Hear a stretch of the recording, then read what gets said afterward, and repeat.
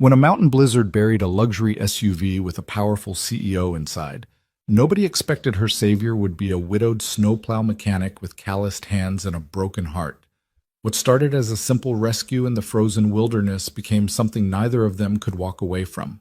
A collision of two worlds that would change everything. This is their story. Stay until the end to see how love found them in the coldest place on Earth, and comment your city below so I can see how far this story has traveled. The mountain had no mercy.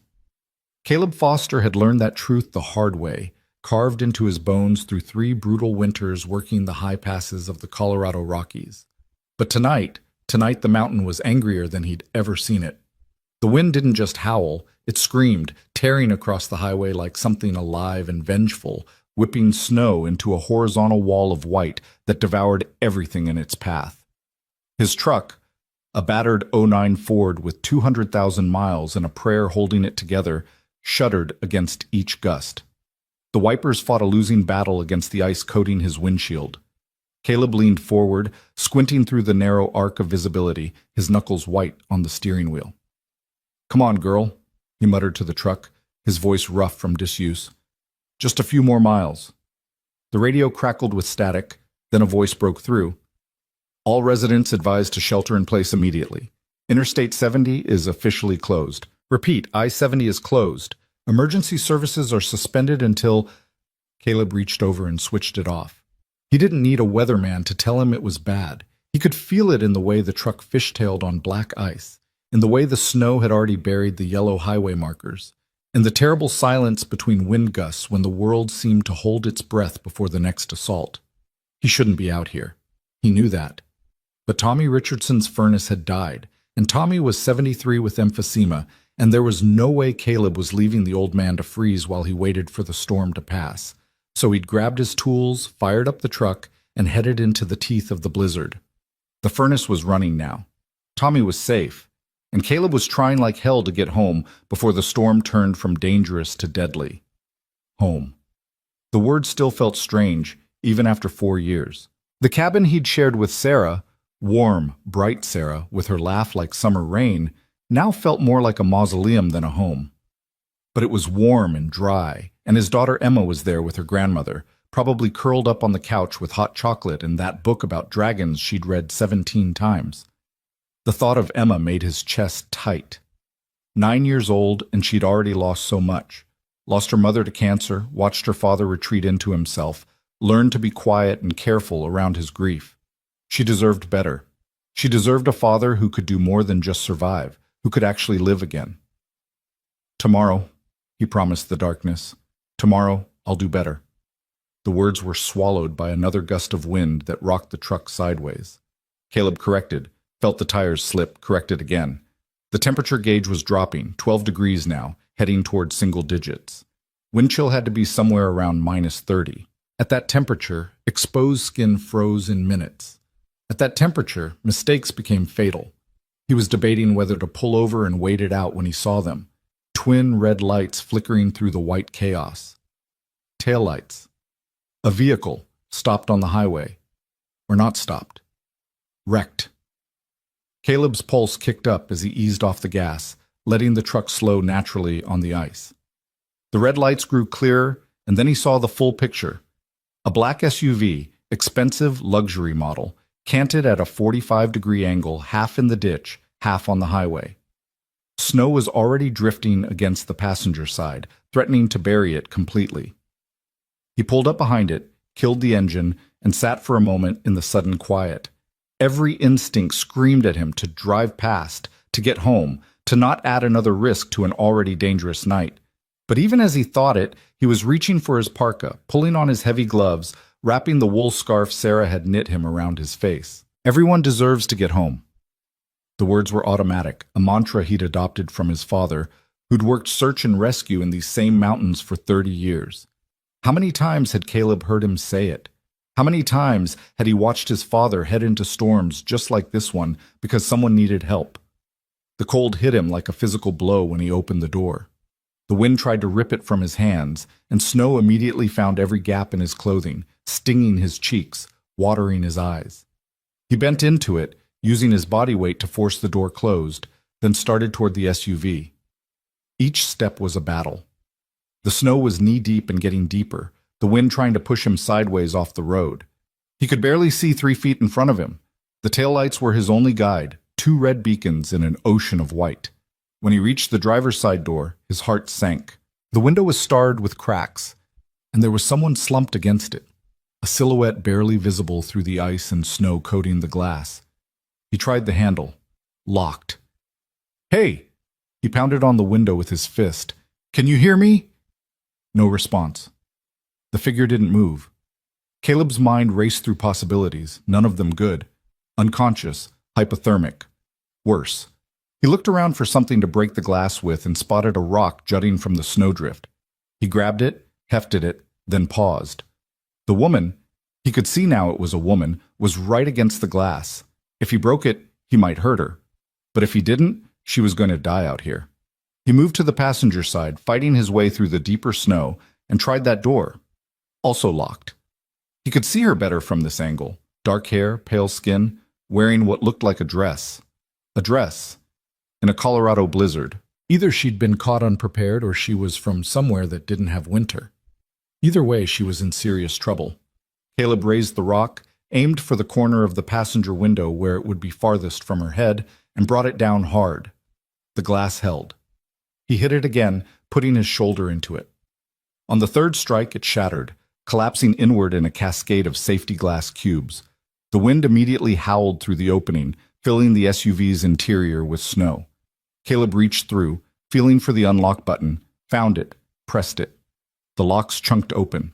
He yanked the rear door open and climbed in, pulling the door shut behind him. The sudden absence of wind was startling. His ears rang in the relative quiet. He could hear his own breathing, harsh and quick, and under it, there, another sound. Shallow, rapid breathing. She was alive. "Ma'am?" He leaned forward between the seats. "Can you hear me?" Up close, he could see more details. She was young, 30s maybe, with an oval face and high cheekbones. Her dark hair was pulled back in a style that had probably been elegant before the crash, and she was wearing a crimson dress that looked like it cost more than his truck. Blood traced a thin line from her temple down her cheek, stark against her pale skin. Her eyes fluttered open. They were gray, storm cloud gray, and completely unfocused. "Cold," she whispered. Her lips were tinged blue. "I know. I'm going to get you out of here." Caleb assessed the situation quickly. The airbag had deployed, then deflated. Her seatbelt was still fastened. The driver's side door was crumpled from impact. She must have hit something, maybe went into a skid and sideswiped a guardrail or rock face. No way that door was opening. He reached over and unclicked her seatbelt, then carefully turned her toward him, checking for obvious injuries as he moved her. She gasped in pain when he touched her left arm, possible fracture or severe bruising, but nothing seemed life-threatening. The head wound was bleeding but not gushing. Concussion, definitely. Maybe worse. "What's your name?" he asked, trying to keep her talking, keep her conscious. "Ava." The word was barely audible. "Ava Sinclair." "Okay, Ava, I'm Caleb. We need to get you out of here. The storm is only getting worse." She nodded, a tiny movement that made her wince. "My phone. I need my phone. I need to call." "No cell service up here in this weather," Caleb cut her off gently. "And we don't have time. Can you move? Can you walk?" I think so." But when he helped her turn in the seat, she cried out and nearly passed out. Her left leg buckled when she tried to put weight on it. Sprained ankle, maybe broken. Combined with the possible arm injury and the concussion, there was no way she was walking anywhere. Caleb made a decision. "I'm going to carry you. Put your good arm around my neck. I can—" "You can't," he said firmly, "and we're out of time. Trust me." Maybe it was the authority in his voice, or maybe she was too weak to argue, but she complied. Her arm went around his neck, light as a bird's wing. She weighed nothing, or maybe the adrenaline coursing through him made her feel that way. He maneuvered her out of the car awkwardly, trying not to bang her injured arm or leg against the doorframe. The moment they emerged from the SUV, the wind tried to rip her from his arms. Snow pelted them like tiny bullets. Ava buried her face against his shoulder with a small sound of fear. "Hold on tight," Caleb shouted over the wind. Don't let go, no matter what. He felt her grip tighten fractionally. Then he turned toward his truck and started walking. It was only 50 feet. It might as well have been 50 miles. Each step was a calculated risk on the ice underneath the snow. Fall, and they'd both be in trouble. The wind pushed and pulled, trying to knock them down. His arms burned with Ava's weight, his legs screaming as he forced them to lift, push forward, lift again. Snow found its way down his collar, under his gloves, into his boots. He couldn't feel his face anymore. Everyone deserves to get home. 20 feet, 30. He could see his truck now, a darker shadow in the white. Almost there. A gust of wind slammed into them like a fist. Caleb staggered, his boots skidding on ice. For a terrifying moment, they were going down. He twisted, taking the impact on his shoulder instead of on Ava, and somehow kept his feet. Pain lanced up his arm. He ignored it. 10 feet. 5. He got the door open one-handed, practically fell into the truck with Ava still in his arms. She was shaking uncontrollably now, her teeth chattering so hard he could hear them clicking. Hypothermia setting in fast. He laid her across the bench seat, cranked the heat to maximum, and grabbed the emergency blanket from behind the seat. It was one of those silver space blankets, thin but effective. He wrapped it around her, then added his own parka on top. She needed to get warm, and fast. Keys, she mumbled. My keys, I need. We'll worry about your car later, Caleb said. He was already turning the ignition, praying the truck would start. The engine coughed, sputtered, then caught with a roar. The heater immediately began blasting cold air that would warm up in a few minutes. Ava tried to sit up. My briefcase. There are documents. Important. Your life is more important than documents, Caleb said flatly. He put the truck in gear, feeling the tires search for purchase on the ice. Hold on. The drive that followed was a nightmare carved from ice and wind and darkness. The highway was completely unrecognizable now, just a vague path between snowbanks that might have been trees or rocks or cliffs. Caleb drove on instinct and memory, following the contours of the land he'd traveled 1,000 times. Beside him, Ava drifted in and out of consciousness. When she was lucid, she asked questions in that precise, controlled voice that suggested she was used to getting answers. Where were they going? How long would it take? Was he sure he knew where he was going? When she wasn't lucid, she said other things. Fragments of sentences about meetings and contracts and someone named Marcus who would be furious. Once she said a name, David, with such longing that Caleb felt like an intruder in a private grief. Who's David? He asked, partly to keep her talking, partly because he wanted to know if there was someone out there worrying about her. Was, she corrected softly. Who David was? My brother. He died in a car accident 3 years ago. But she was quiet for a moment. Also in winter. Also in the mountains. Caleb didn't know what to say to that, so he said nothing. But something in his chest tightened. He understood loss. Understood how it carved you hollow and filled the emptiness with fear. The wind was getting worse. Visibility was down to maybe 5 feet. Caleb was navigating by feel now, by the faint impressions of where the road should be. They should have been at the turnoff to his access road by now. Had he missed it? Gone too far? Then his headlights caught it. The old pine tree split by lightning, its distinctive Y shape unmistakable. Relief flooded through him. 1/2 mile more. They were going to make it. The access road was barely passable. Drifts had formed across it, and twice the truck bogged down, and he had to rock it back and forth, reverse and forward to break through. But his cabin sat on higher ground, and the wind here created bare patches as often as it created drifts. When the cabin finally came into view, a dark square against the white, Caleb felt something in his chest unclench. Home. They'd made it home. He pulled as close to the front door as he could, killed the engine, and turned to Ava. We're here. I'm going to carry you inside, get you warm, then assess your injuries properly. Okay? She nodded weakly. The space blanket and parka had helped, but she was still shaking, still pale, still in danger. The cold was a shock all over again when he stepped out. He'd gotten used to the truck's warmth. He went around to the passenger side, gathered Ava into his arms, easier this time, now that he didn't have to lift her from an awkward angle, and carried her to the door. The porch light was off. Power must be out. Not surprising in this weather, but he had backup. A generator in the shed, kerosene lamps, a wood stove that could heat the whole place. He'd prepared for this. He kicked the door open, never locked it. What was the point out here? And stepped into the darkness of his home. Lights, Ava mumbled against his chest. Power's out, he explained, carrying her to the couch. I'll get the lamps going in a minute. He laid her on the old leather couch, Sarah's favorite piece of furniture, the one thing he couldn't bring himself to replace, and tucked the space blanket more tightly around her. Then he felt his way to the kitchen, found the drawer where he kept the matches, and lit the kerosene lamp on the counter. Warm yellow light bloomed, pushing back the darkness. He lit 2 more lamps, carrying them into the living room, and for the first time got a clear look at his unexpected guest. She was beautiful. Even battered and pale and shaking with cold, there was something striking about her.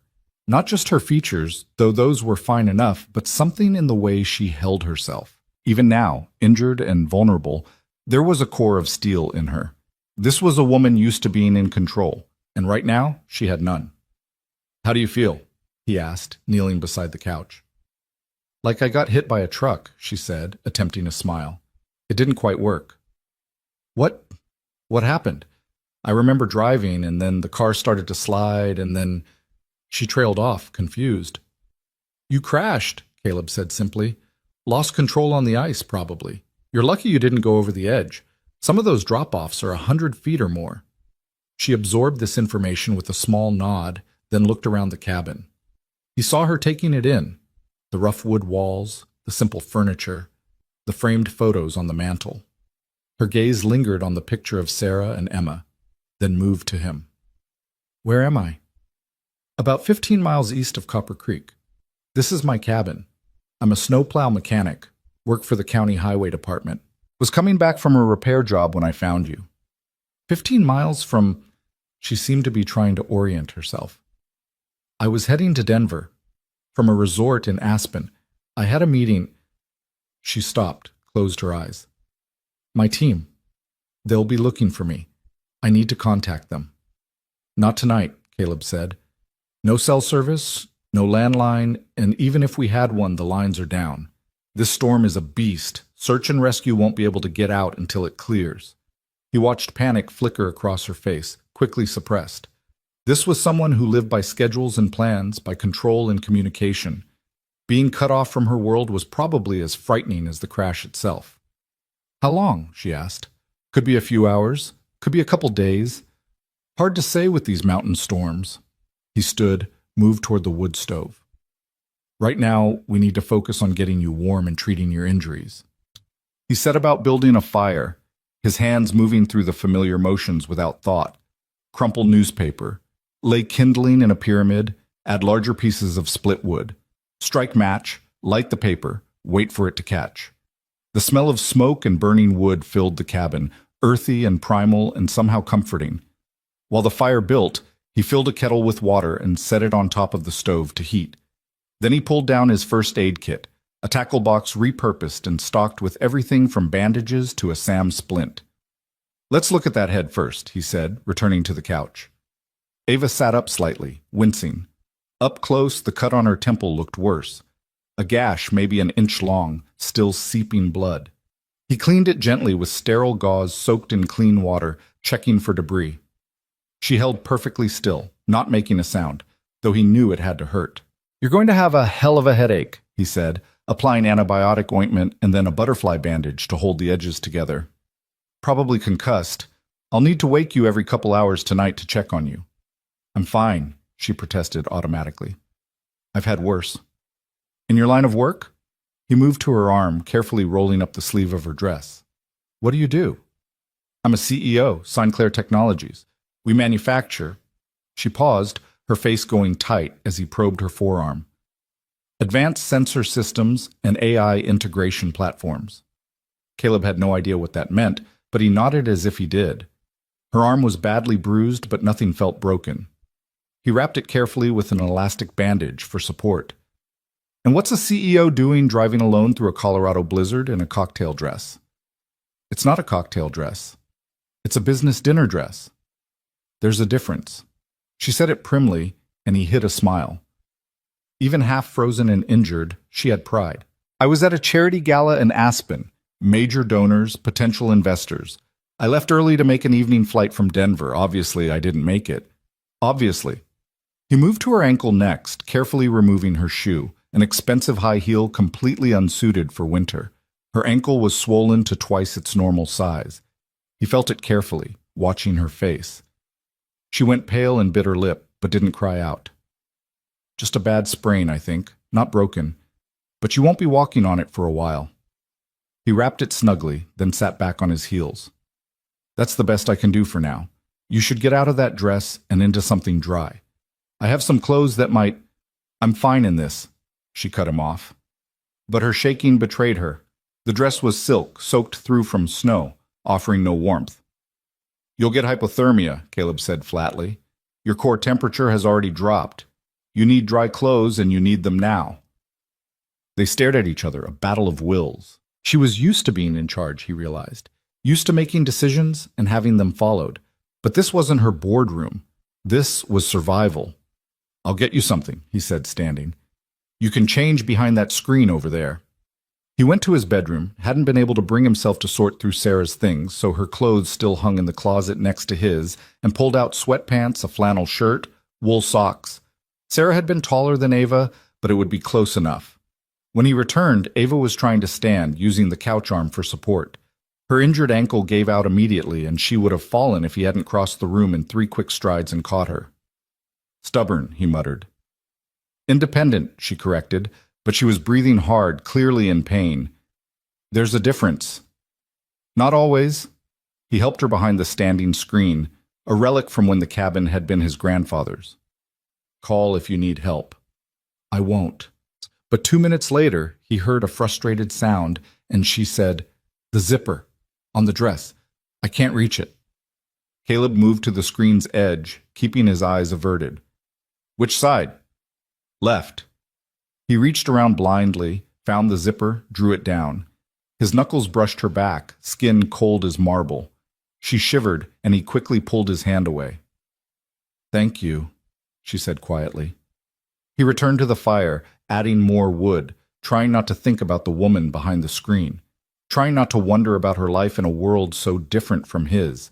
CEO, charity galas, evening flights. It might as well be another planet. The wind howled around the cabin, making the walls creak. Snow rattled against the windows like thrown sand. This storm was settling in for the long haul. You said earlier, Ava's voice came from behind the screen, that everyone deserves to get home. Is that a personal motto? Caleb was quiet for a moment, watching flames dance behind the stove's glass door. My father's, actually. He worked search and rescue in these mountains for 30 years. Lost count of how many people he pulled out of wrecks, avalanches, falls. Every time someone questioned why he'd risk his life for a stranger, that's what he'd say. Everyone deserves to get home. Is he still in rescue? No, he died 5 years ago, heart attack on a training run. Caleb smiled without humor. Spent his whole life in dangerous situations, and it was his own body that did him in. I'm sorry. The words were simple but felt genuine. Caleb nodded, then realized she couldn't see him. Thank you. Ava emerged from behind the screen wearing his wife's clothes. They hung on her, sweatpants bunched at the ankles, flannel shirt drowning her frame. But she looked warmer, more human, less like a corporate ice queen and more like a woman who'd just survived something terrifying. She limped to the couch, refusing his help, and settled back with a barely suppressed groan. Your wife's clothes? She guessed. Yeah? He didn't elaborate. Didn't want to talk about Sarah, didn't want to explain the empty space she'd left behind. I'll make soup. You need to eat something. Get your strength back. The kettle was boiling now. He pulled out canned soup, chicken noodle, the kind his daughter liked, and poured it into 2 mugs. Not fancy, but it was hot, and it was food. He carried them both to the living room, handed one to Ava. She wrapped her hands around it, absorbing the warmth, and took a careful sip. This is good. It was the kind of polite thing people said even when food wasn't good, but Caleb let it slide. He sat in the armchair across from her, his chair, worn to the shape of his body from countless evenings, and drank his own soup in silence. Outside, the storm raged. Inside, the fire crackled and the lamps cast dancing shadows. Two strangers thrown together by chance and circumstance, separated by worlds but trapped in the same small space. Ava broke the silence first. "You live here alone?" "With my daughter, Emma. She's 9. She's with her grandmother tonight in town, Sarah's mother. I was supposed to pick her up tomorrow, but..." He gestured at the windows, where snow was already piling against the glass. "That's not happening." "Your wife?" "Died 4 years ago. Cancer." The words came easier now, worn smooth by repetition. Like a stone in his pocket he'd carried so long he sometimes forgot it was there. "I'm so sorry, Caleb." Ava's voice was soft. I can't imagine." "You learn to carry it," he said simply. "Not much choice." They fell silent again. Caleb found himself studying her over the rim of his mug. She was different now, out of that dress, in regular clothes. The armor had come off. He could see the exhaustion in her face, the pain she was trying to hide, the fear underneath it all. "What about you?" he asked. "No one waiting at home? Worried about you?" Ava's expression shuddered. "My assistant knows I was heading to Denver. When I don't arrive and don't call, she'll worry. But I live alone. My parents are in Florida. No siblings anymore, as I mentioned." She paused. "There's no one waiting." The way she said it, clinical, matter-of-fact, made it sound like a choice. But Caleb heard something else underneath. Loneliness. The same loneliness he carried. "Well," he said, "you're safe here. We'll get through the storm, and then we'll figure out how to get you back to your life." "And if the storm doesn't end?" "It will. They always do." But even as he said it, the wind picked up, slamming against the cabin hard enough to rattle the windows. Snow found its way through invisible cracks, creating tiny drifts on the sills. The temperature was still dropping. He could feel it in the way the cold crept through gaps in the walls, in the way frost formed on the inside of the windows. This wasn't just a storm. This was something else. Something worse. Ava must have seen something in his face because she asked, "What's wrong?" Caleb considered lying, then decided she deserved the truth. "The storm is worse than I thought. The way it's settling in, the temperature drop. We could be looking at a genuine blizzard, the kind that lasts days and buries everything." "Days?" She sat up straighter, alarm flickering across her face. "But I have meetings, a board presentation on Tuesday, a product launch. None of that matters if you're dead," Caleb said bluntly. "Right now we focus on staying warm, staying fed, and staying alive. Everything else is just noise." She looked like she wanted to argue, but another massive gust of wind hit the cabin, and something outside, maybe a tree branch, maybe something else, crashed with a sound like a gunshot. Ava flinched, and Caleb saw her recognize the truth. They were at the mercy of forces far beyond corporate control or personal will. "How much food do you have?" she asked. "Enough. I keep the cabin stocked, and the generator's full of gas. We'll be okay." "You keep saying that." "Because it's true." He finished his soup and stood. "You should rest. Take the couch. It's closer to the fire. I'll take the chair." "I can't take your—" "You can and you will." His tone left no room for argument. "You're injured and in shock. You need real rest. I'll be fine." For once, she didn't fight him. Maybe she was too tired. Maybe she recognized that her usual methods, negotiation, persuasion, command, didn't work here. She lay back, pulling the space blanket and his parka over her like a nest. Caleb settled into his chair, pulling a quilt over his legs. The fire was warm, the cabin secure. They had shelter, food, water. They would survive this.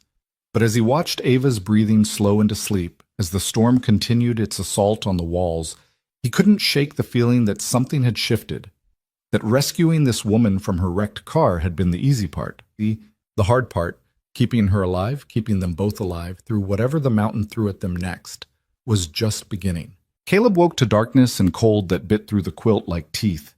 The fire in the stove had burned down to embers, casting barely enough light to see by. He checked his watch, 3:17 in the morning. He'd been asleep for maybe 2 hours. The wind had changed pitch, no longer howling but moaning, a low sustained note that made the cabin feel like it was breathing. Snow had piled against the windows, blocking out what little moonlight might have filtered through the clouds. The world outside had ceased to exist, reduced to nothing but white and wind and cold.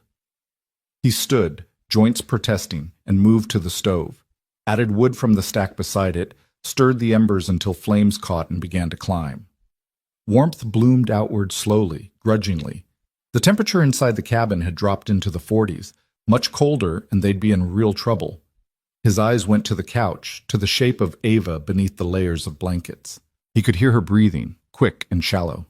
Not good. He crossed to her, touched her forehead. Still too cold. Her skin felt clammy, and when he checked her pulse, it was rapid and thready. "Ava," he said quietly, shaking her shoulder. "Ava, wake up." She stirred, mumbled something incoherent. Her eyes opened but didn't focus. The concussion, combined with the cold and exhaustion, was pulling her under. He needed to keep her conscious, keep her engaged. "Come on," he said, sliding an arm under her shoulders. "Sit up for me." "Tired," she protested weakly. "I know, but I need you to wake up. Need to make sure you're okay." He got her upright, propped against the couch arm. Her head lolled, and he steadied it with his hand. "Ava, look at me." Her eyes found his, swimming with confusion. "Where? You're in my cabin. You were in a car accident, remember?" She blinked slowly, processing. "The storm. Yes, I remember." Her gaze sharpened slightly. "What time is it?" "After 3. How do you feel?" "Like I got hit by a mountain." She tried for humor, but it came out flat. "Headache. Everything hurts." "That's normal. What's your full name?" "Ava Catherine Sinclair." "Where do you live?" "Denver, Cherry Creek." She frowned. "Why are you asking me this?" "Concussion protocol, making sure you're tracking okay." He stood, moved to the kitchen, poured water into a pot, and set it on the stove. "I'm making tea, something hot to drink." "I don't drink tea." "You do tonight." He found the box of chamomile Sarah used to drink, measured leaves into 2 cups. Waited for the water to heat, watching Ava from the corner of his eye. She was looking around the cabin now, taking in details she'd been too disoriented to notice before. Her gaze lingered on the photographs on the mantel. "Your wife was beautiful." Caleb followed her line of sight to the picture of Sarah, laughing, her hair catching sunlight, Emma, as a toddler, in her arms. It had been taken at the county fair 6 months before the diagnosis, before everything changed. "Yeah," he said quietly. "She was. How did you two meet?" He poured hot water over the tea leaves, considering whether he wanted to answer. But there was something about the hour, the isolation, the strangeness of having a stranger in his home that made him willing to share what he normally kept locked away. "High school," he said, bringing the cups over. "She was the new girl, moved here from California. Hated the cold, hated the snow, swore she'd leave the minute she graduated." He handed Ava a cup, then settled back in his chair. "We started dating senior year. Everyone said it wouldn't last, including Sarah's parents. But it did. 13 years. We got married young, too young, everyone said. I was working at the county garage. She was taking online classes to finish her teaching degree. We were broke and happy." He sipped his tea, tasting memories as much as chamomile. "Emma came along when we were 23. Unplanned, but wanted. Sarah got a job at the elementary school. We bought this cabin for nothing because it was falling apart, spent 5 years fixing it up ourselves." "It sounds perfect," Ava said softly. "It was. Until it wasn't." Caleb stared into his cup. Stage 4 pancreatic cancer. By the time they found it, there was nothing to do but wait. She lasted 8 months. Died in that bedroom right there. He gestured toward the closed door behind him. Emma was 5. Old enough to understand her mother was sick. Too young to understand she wasn't coming back. The wind moaned around the cabin, filling the silence that followed. Ava cradled her cup in both hands, and when she spoke, her voice was rough with emotion. "My brother David was 29 when he died. Car accident on Vail Pass. Black ice, just like what I hit tonight. He was brilliant, double doctorate, published researcher, The kind of person who made everyone around him smarter just by being in the room. She paused. He was also my business partner. We founded Sinclair Technologies together. After he died, I threw myself into work, built the company into what it is today, told myself it was honoring his memory. But really, she trailed off, looking away. Really, you were running, Caleb finished quietly. Her eyes snapped to his, startled. Then she nodded slowly. Yes, running, because if I stopped, if I let myself feel it. She didn't finish the sentence. She didn't need to. I get it, Caleb said. After Sarah died, I did the same thing. Worked 70, 80-hour weeks. Took every emergency call, every overtime shift. Told myself Emma was better off with her grandmother, that I was providing for her. Truth was, I couldn't stand to be in this cabin without Sarah. Couldn't stand to see Emma's face and see Sarah looking back at me. He set his cup down. Took me 2 years to realize I was abandoning Emma just like Sarah had been taken from her, that she'd lost both parents, not just one. What changed? Emma's teacher called me, said Emma was acting out, falling behind in school, asked if everything was okay at home. He rubbed his face, remembering the shame of that conversation. I didn't even know, hadn't been paying attention, so I cut my hours, started coming home, started being a father instead of just a provider. We're still figuring it out, but at least now I'm present for it. Ava was quiet for a long moment, then said, I don't have anyone to call me. No one to tell me I'm getting it wrong. Maybe that's not true. Maybe you're just not listening. She looked at him sharply, then away. Touched a nerve, he thought. Good. Sometimes nerves needed touching. The fire crackled, settling into itself. Outside, something metallic banged repeatedly, probably the wind catching the shed door. Caleb made a mental note to check it when he could, though in this weather that might not be until morning, or later. Tell me about your daughter, Ava said, clearly wanting to change the subject. Emma?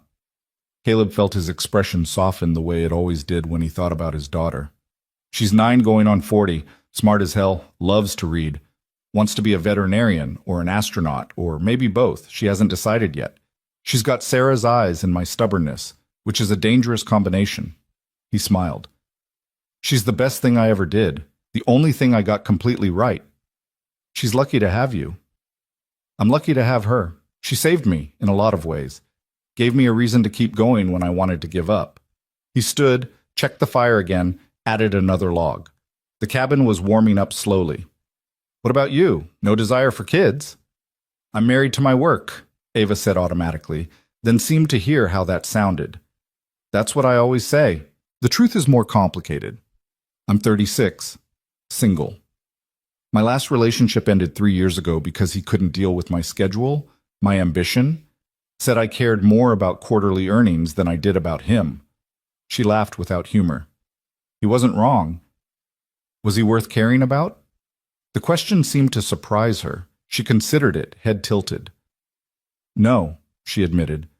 Probably not. But that's not really the point, is it? The point is, I'm incapable of putting anything ahead of work. I've optimized myself into isolation. Optimized, Caleb repeated. That's a business word. Everything's a business word in my world. Optimize, leverage, synergize, maximize shareholder value. She said it with a hint of bitterness. Sometimes I don't know if I'm running a company or being run by it. So quit. Just like that? Quit? Why not? If it's making you miserable, if it's cost you everything else, why keep doing it? Ava stared at him like he'd suggested she sprout wings and fly. Because it's my company, my life's work, David's legacy. Because 500 people depend on me for their jobs. Because we're doing important work. Our sensors are used in autonomous vehicles, in medical devices, in aerospace applications. What we do matters. And you matter too, Caleb said quietly, but I'm guessing no one's told you that in a while. She opened her mouth to respond, then closed it, looked away. In the lamplight, he could see her blinking rapidly, fighting tears she clearly had no intention of shedding in front of him. Sorry, he said, overstepped. No. Her voice was rough. No, you're right. I'm not used to people talking to me like that. Everyone in my life either wants something from me or works for me. No one tells me what I need to hear. Well, I don't want anything, and I definitely don't work for you, so I guess that makes me uniquely qualified. He offered a small smile. For whatever that's worth. She smiled back, tentative, but real. It's worth more than you know. They fell into a comfortable silence, sipping their tea, listening to the storm. Caleb found himself studying her again. The elegant line of her neck, the way she held her cup like it was fine china instead of a chipped mug, the intelligence in her eyes even dulled by pain and exhaustion. She was so far outside his experience, this woman. Might as well be from another planet. Yet here they were, two damaged people thrown together by chance, sharing truths in the dark. You should try to sleep again, he said eventually. It's going to be a long day when the sun comes up, if it comes up. What do you mean, if? Sometimes these storms are so thick you can't see the sun even at noon. Everything just stays gray. He took her empty cup, set both in the sink to wash later. But we'll be okay. I promise. You can't promise that, Ava said. But she was already lying back down, pulling the blankets up. No one can promise that. Watch me. He settled into his chair, wrapped the quilt around himself. Get some rest. He thought she might argue more, but exhaustion won. Within minutes, her breathing had evened out into sleep. Caleb stayed awake, watching the fire, listening to the wind, thinking about the strange turn his night had taken. He'd woken up yesterday morning with a simple plan. Fix Tommy's furnace, get home, spend the evening working on Emma's birthday present, a wooden jewelry box he was carving. Instead, he'd driven into a blizzard and pulled a CEO from a wrecked SUV, and now she was sleeping on his couch, wearing his dead wife's clothes while the worst storm in years tried to tear his cabin apart. Life was funny that way. Made plans and laughed when you tried to follow them. The hours crawled past. Caleb dozed in fits and starts, waking every 30 minutes or so to check the fire, to check on Ava, to listen to the storm's progress. Around 5, he gave up on sleep entirely and made coffee using the pot on the stove. The familiar ritual was grounding, measure grounds, add water, wait for it to percolate. The smell filled the cabin, rich and dark. He was on his second cup when Ava stirred, blinked awake. Gray morning light, dim and reluctant, filtered through the snow-covered windows. She sat up slowly, wincing. Morning, Caleb said. Coffee? God, yes. She pushed hair out of her face, looking rumpled and more human than she had last night. What time is it? Little after 6. He poured her a cup, brought it over. How's the head? Pounding. The ankle's worse. She accepted the coffee gratefully, inhaled the steam. Thank you. For this. For everything. Just doing what anyone would do. No, she said firmly. Not anyone. Most people would have driven past, especially in weather like this. You risked your life to help a stranger. Caleb shrugged, uncomfortable with her gratitude. Everyone deserves to get home, remember? But I didn't get home. I got here instead. She looked around the cabin again, and something in her expression had shifted. Maybe that's not a bad thing. Before Caleb could respond, a tremendous crack echoed through the cabin. The whole structure shuddered. Ava's eyes went wide with fear. What was that? Caleb was already moving to the window, brushing snow away from the glass to peer out. What he saw made his stomach drop. A massive pine tree, one of the tall ones that stood sentinel on the north side of the property, had split under the weight of snow and ice. The top half had fallen, missing the cabin by maybe 10 feet, but taking out the power line that ran to the generator shed. Sparks flickered briefly in the gray morning before dying out. Damn, he breathed. What is it? Tree came down, took out the line to the generator. He turned back to her, calculating. We're okay for now. Stove provides heat. We have kerosene lamps for light, but without the generator, we can't pump water from the well. How much water do we have? Couple gallons in jugs, maybe another gallon in the kettle and pots. Enough for drinking, cooking, cleaning injuries, but that's it until I can fix the line. He looked out at the storm, which showed no signs of abating. And I can't fix it in this weather. Ava absorbed this with a nod, and he saw her shifting into problem-solving mode. Okay, so we ration water, prioritize uses, and wait for the storm to clear. That's the plan. What else could go wrong? Caleb didn't answer that. In his experience, asking what else could go wrong was the surest way to find out. The morning passed slowly. Caleb made breakfast, oatmeal cooked on the stove, sweetened with honey and dried cranberries.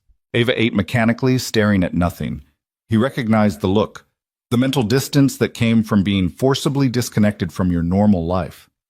She was probably thinking about all the things she was missing, all the people trying to reach her, all the chaos her absence was creating. "They'll manage," he said quietly. She looked up, startled. "What?"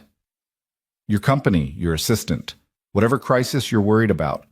They'll manage without you for a few days." "You don't know that."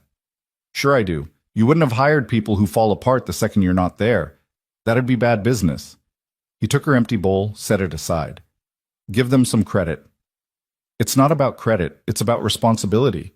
I have obligations, and sometimes obligations have to wait," Caleb cut her off gently. "Sometimes the universe forces us to stop, to sit still, to be instead of do." He gestured at the windows, at the white void beyond. "Look at this as a gift instead of a crisis." "A gift?" She almost laughed. "I'm trapped in a cabin with a stranger, injured, cut off from everything, with a storm that might kill us both. That's not a gift." "Depends on your perspective. You're alive.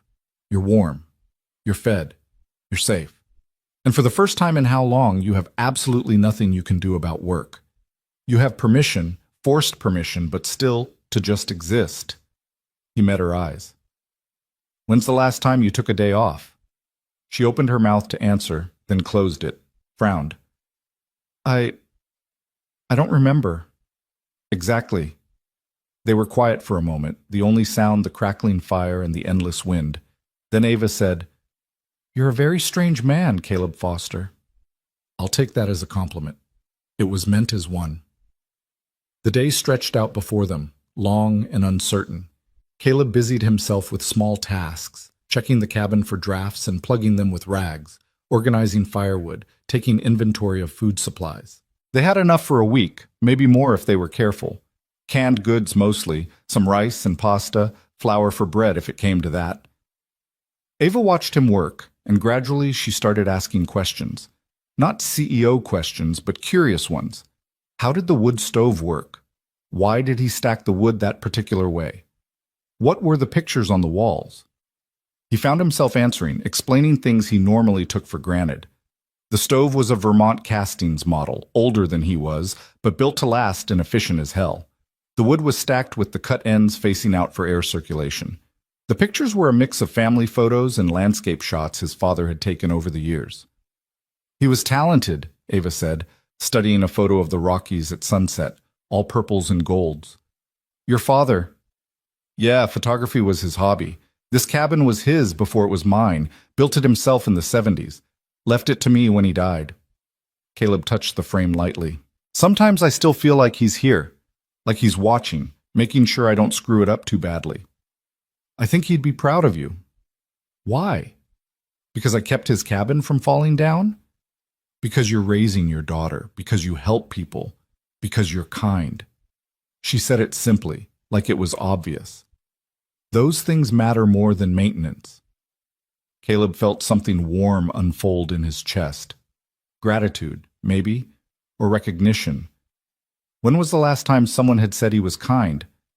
When was the last time someone had seen past the rough exterior to whatever was underneath? "Thank you," he said quietly. Around noon, the storm intensified again. The wind picked up to the point where it sounded like a freight train circling the cabin. Snow blew horizontally, creating a complete whiteout. Visibility was zero.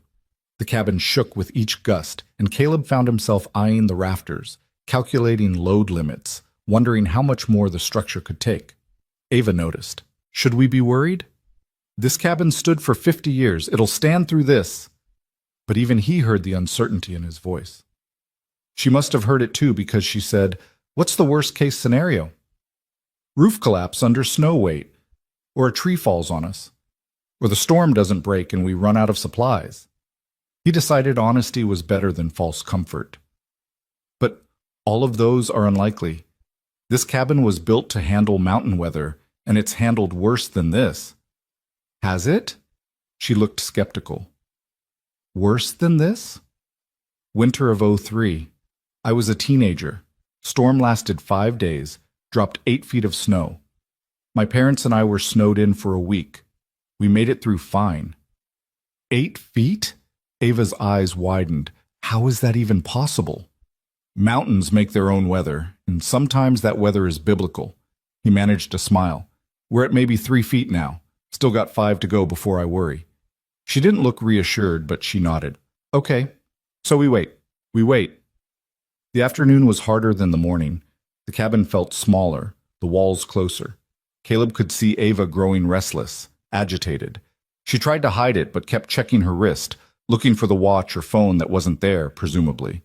Her fingers drummed against her leg. She shifted positions constantly, unable to get comfortable. You want to play cards? Caleb asked finally. Cards? Yeah, I've got a deck somewhere. He rummaged in a drawer, found it. We could play gin rummy, or poker, or go fish if you want to keep it simple. Ava almost smiled. I haven't played cards since college. Good. Then I might actually win. He dealt out hands for gin rummy, explained the rules, and they settled into playing. It was awkward at first. She kept trying to make it competitive, to find angles and strategies, but gradually she relaxed into it, started making jokes when she lost, started laughing when he made a particularly stupid play. They played until the light began to fade, until Caleb had to light the lamps again. Then they cooked dinner together, Ava chopping vegetables one-handed while Caleb heated a pot of chili. She moved carefully, favoring her injured arm and ankle, but she insisted on helping. I'm not useless, she said when he suggested she rest. Never said you were. Just said you're injured.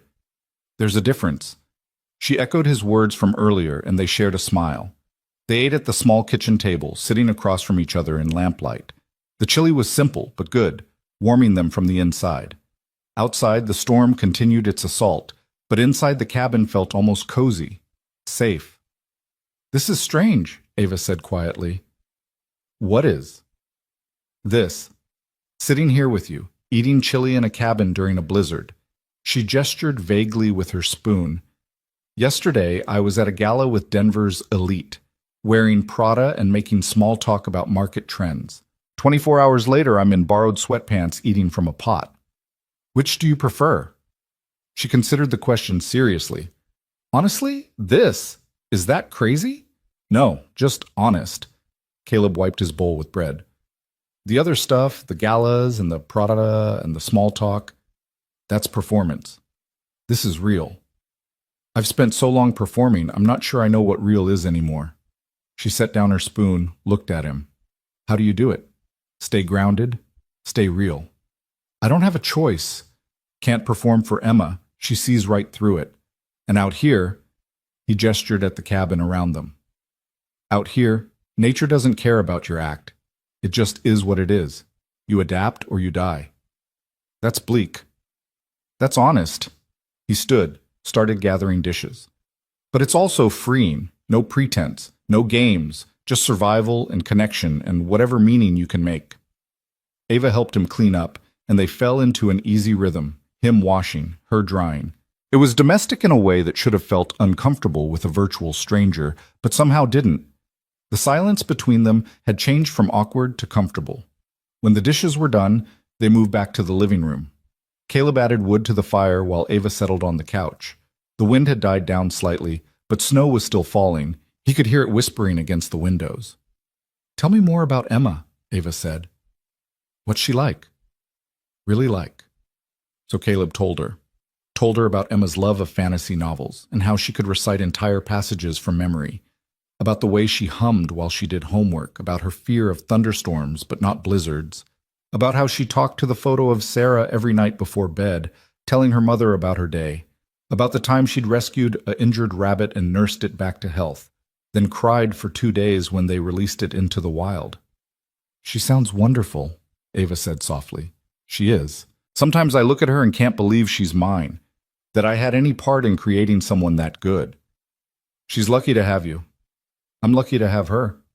He paused, then asked, Do you ever regret it? Not having kids? Ava was quiet for a long moment. I tell myself I don't, that I made the right choice for my life, my career. But sometimes, she trailed off, looking at the fire. Sometimes I wonder what I missed, what it would be like to have someone who needed me that way. Not as a CEO or a business partner, but as a person, as family. It's not too late, you're only 36. And single, and working 80-hour weeks, and emotionally unavailable according to every relationship counselor I've ever seen. She laughed bitterly. I'm not exactly mother material. Sarah used to say that, Caleb said quietly. Used to say she was too selfish, too young, too unprepared. Then Emma was born and she just figured it out. Became exactly who Emma needed her to be. He looked at Ava. You're tougher than you think, more capable. If you wanted it, you'd make it work. Maybe I don't want it. Maybe. Or maybe you're just scared. Her eyes flashed. I'm not scared of anything. Everyone's scared of something. You're scared of letting go, of not being in control, of needing someone and having them leave. He held her gaze. I get it. I'm scared of the same things. The anger drained from her face, replaced by something softer, sadder. How do you do it? Live with the fear? I don't know that you ever stop being afraid. You just decide whether the fear runs you or you run through it. He stood, moved to the window, looked out at the endless white.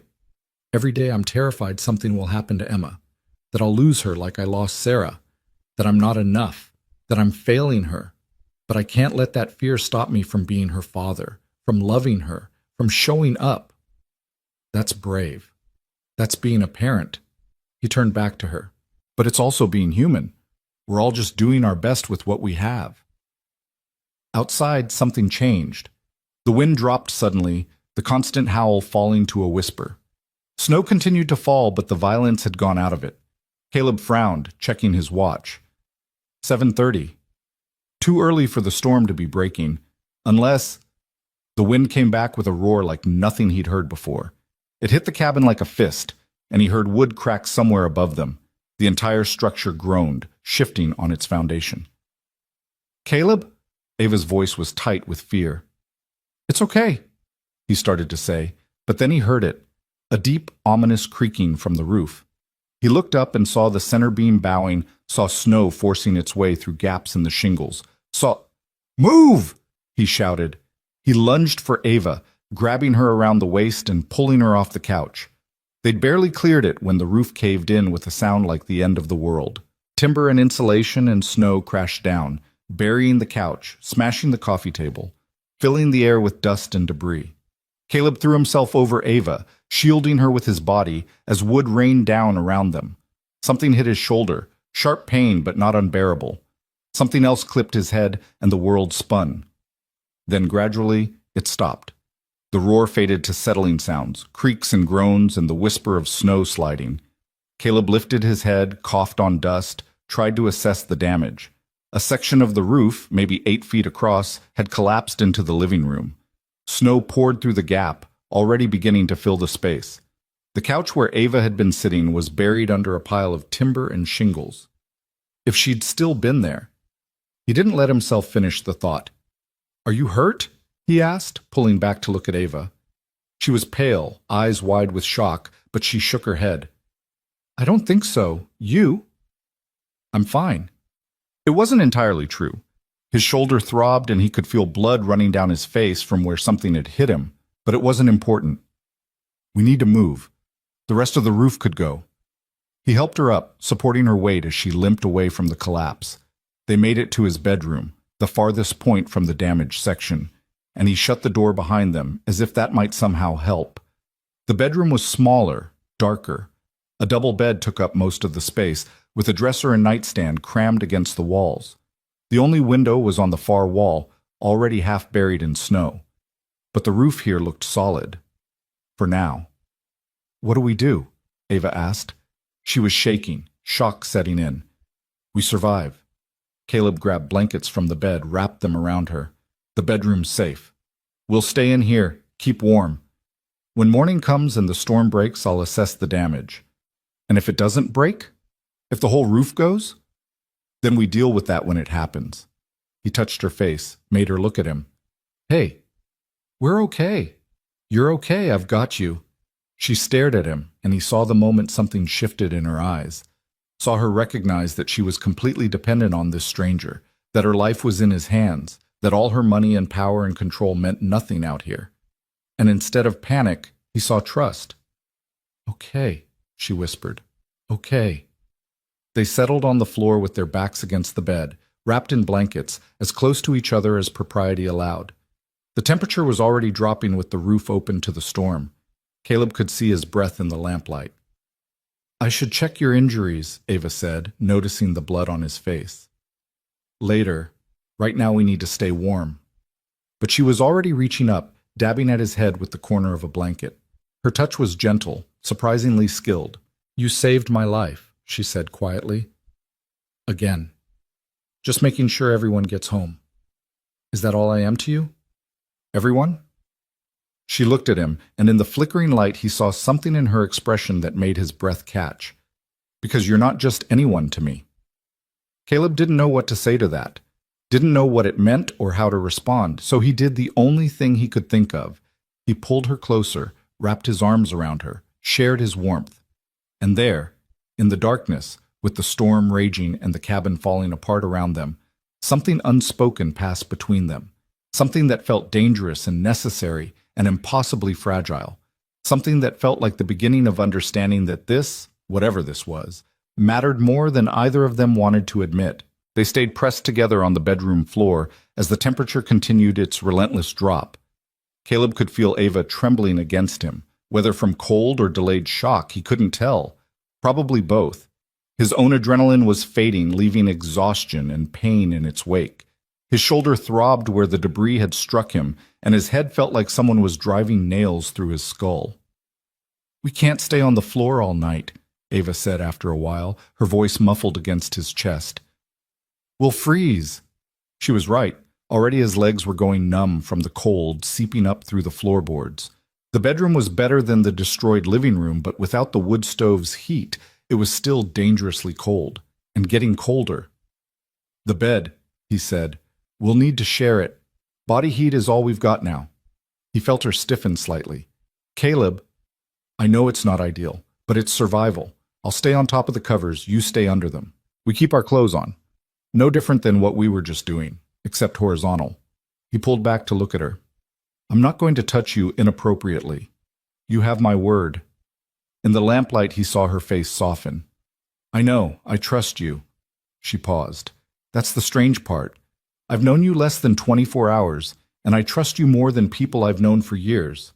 Maybe that says more about them than about me. Maybe it says something about both.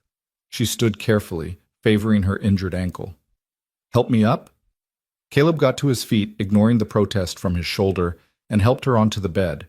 She settled under the covers with a small sigh of relief, pulling them up to her chin. He grabbed every spare blanket he could find, winter quilts from the closet, the sleeping bag from the hall, even the throw from Sarah's side of the bed, and piled them on top.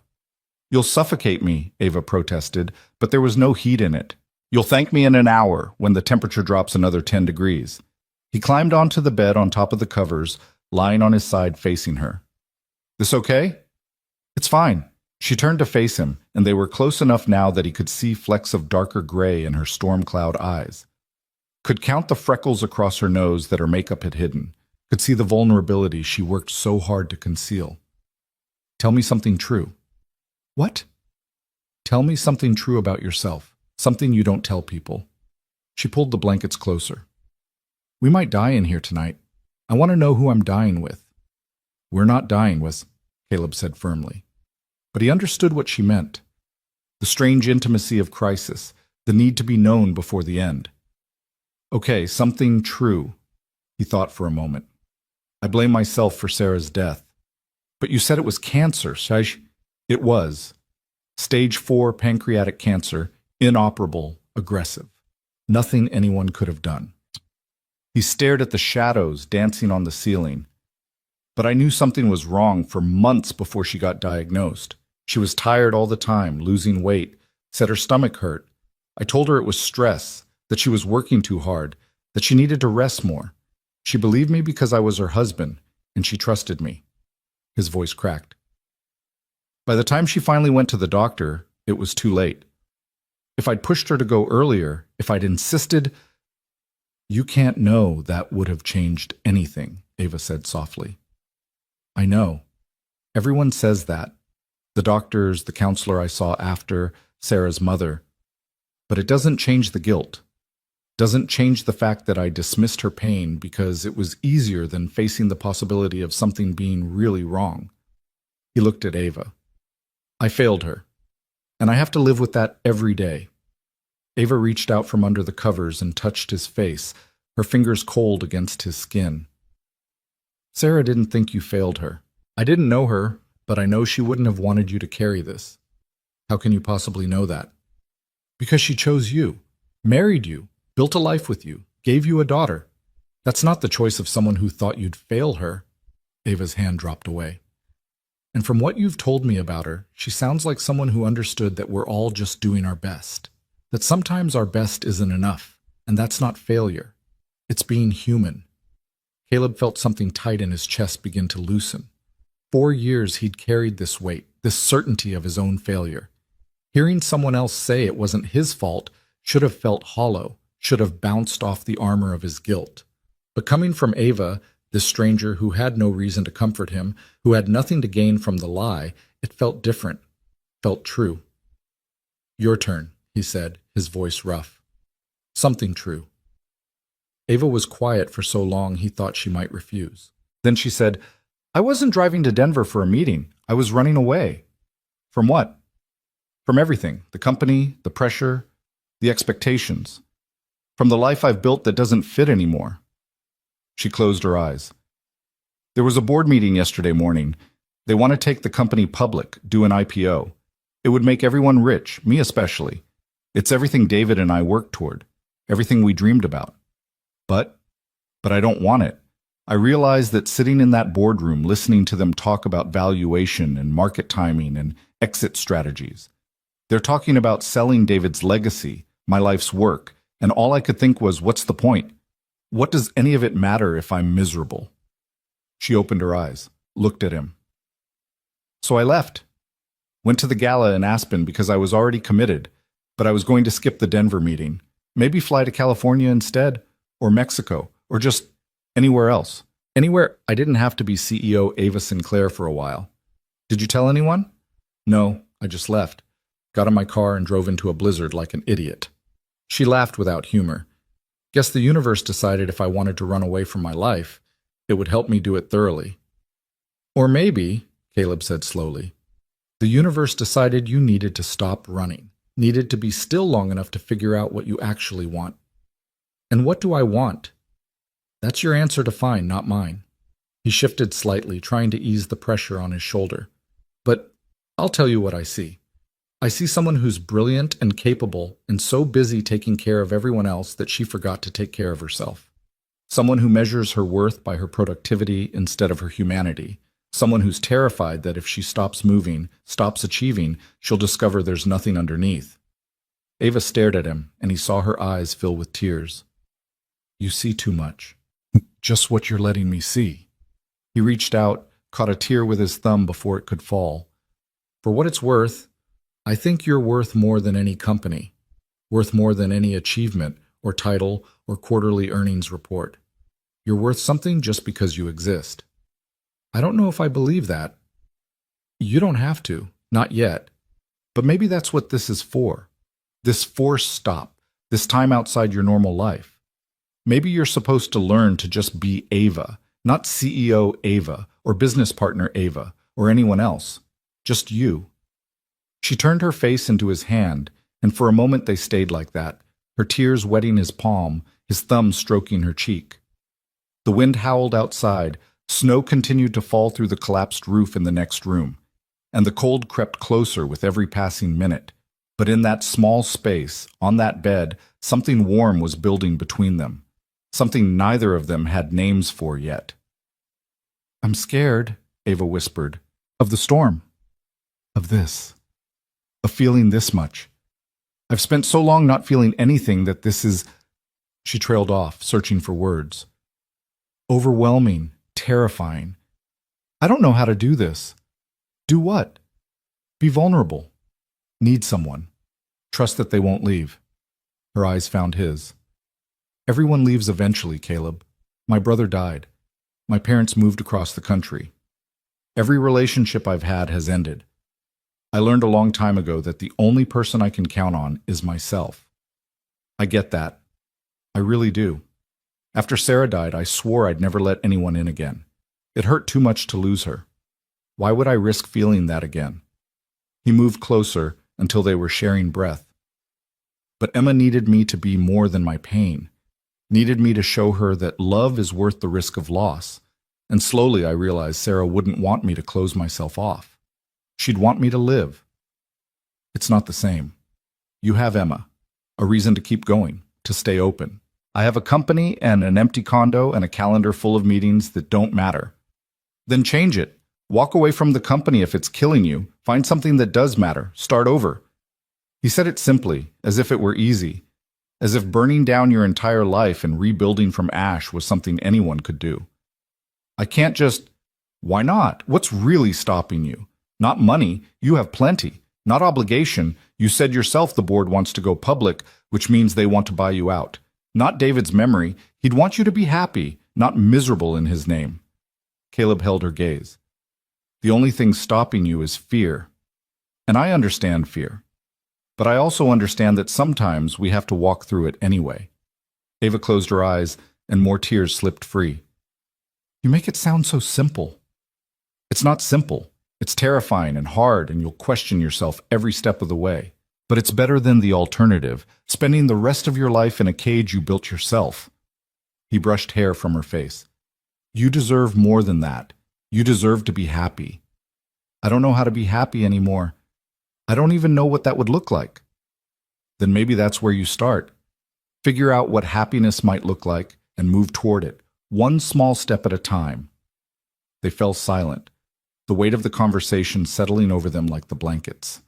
Outside, the storm continued its assault, but Caleb thought maybe, it was losing some of its fury. The wind didn't hit quite as hard. The howling had dropped in pitch. Or maybe that was just wishful thinking. Tell me about Sarah, Ava said quietly. Not about her death, about her life. What made her laugh? Caleb smiled at the memory. Stupid jokes. The worse the pun, the harder she'd laugh. And she had this completely ridiculous laugh, like a honking goose. She hated it, tried to cover her mouth when she laughed. But I loved it.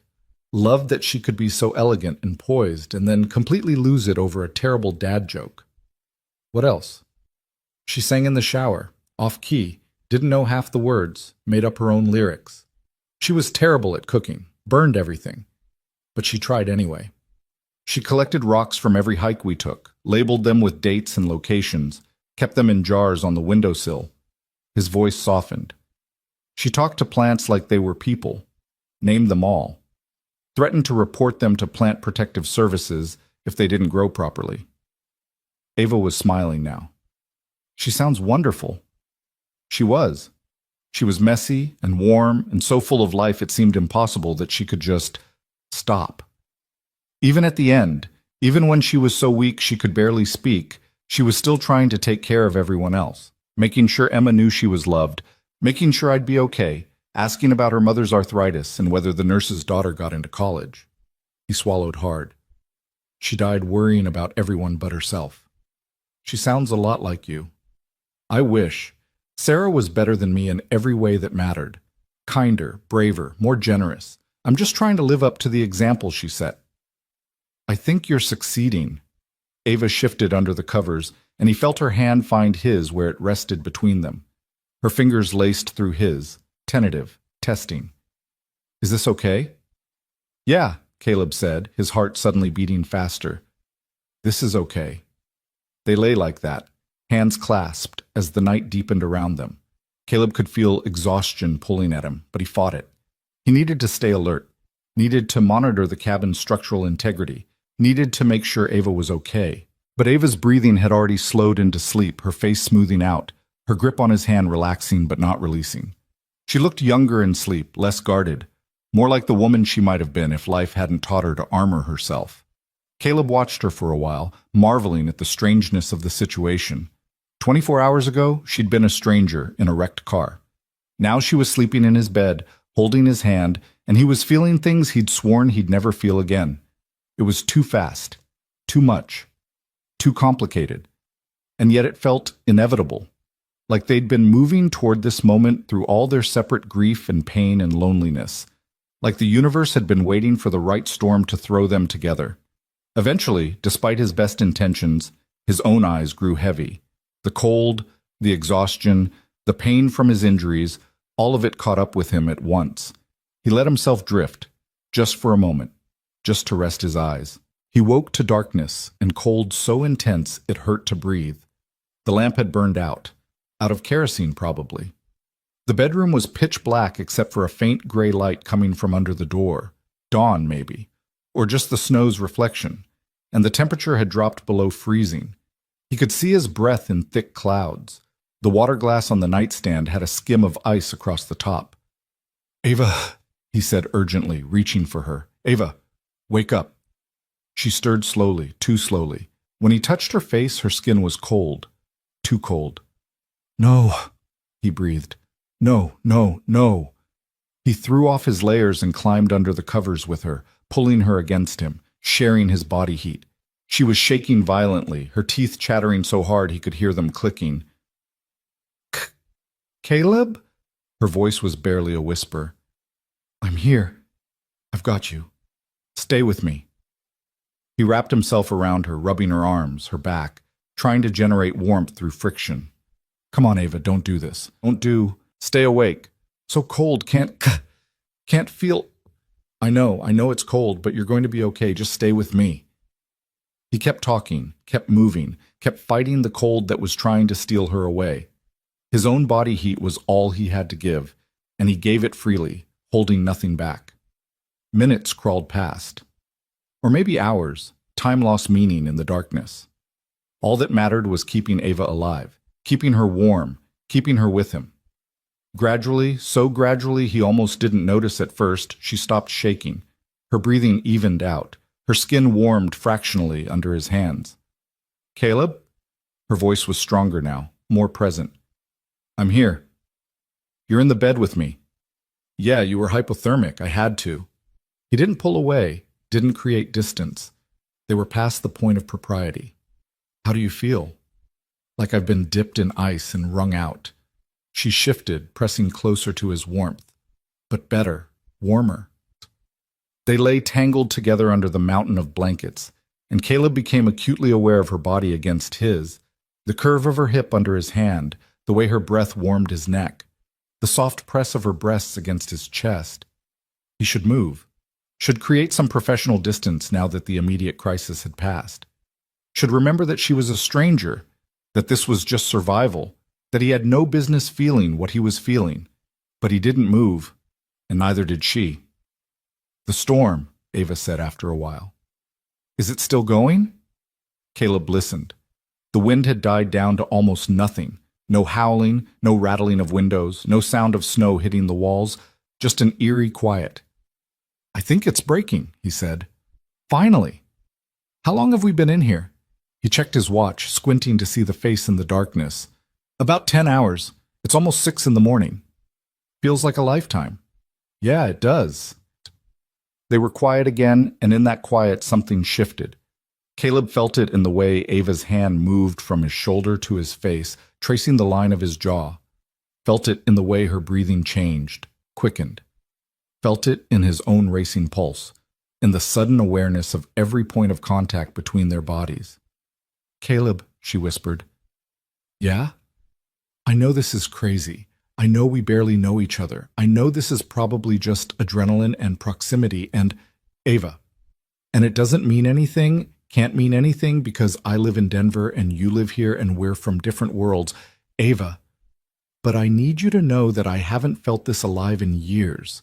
That being here with you, even in the middle of this nightmare, is the most real I've felt since David died." He kissed her. It was the only way to stop the spiral of words. The only way to show her that he felt it too, this impossible pull between them. His lips found hers in the darkness, tentative at first, testing. She froze for a heartbeat, and then she was kissing him back with a desperation that matched his own. It wasn't gentle. It was raw and hungry, and edged with all the fear and loneliness and need they'd both been carrying. Her hands fisted in his shirt, pulling him closer. His hand slid into her hair, cradling her head as he deepened the kiss. They kissed like people drowning, like this contact was oxygen, like they could somehow consume each other's pain and loneliness and transform it into something else, something better. When they finally broke apart, both breathing hard, Caleb pressed his forehead against hers. "This is crazy," he said. "Completely insane," she agreed. "We shouldn't, probably not, but I don't want to stop." "Me neither." They kissed again, slower this time, learning each other.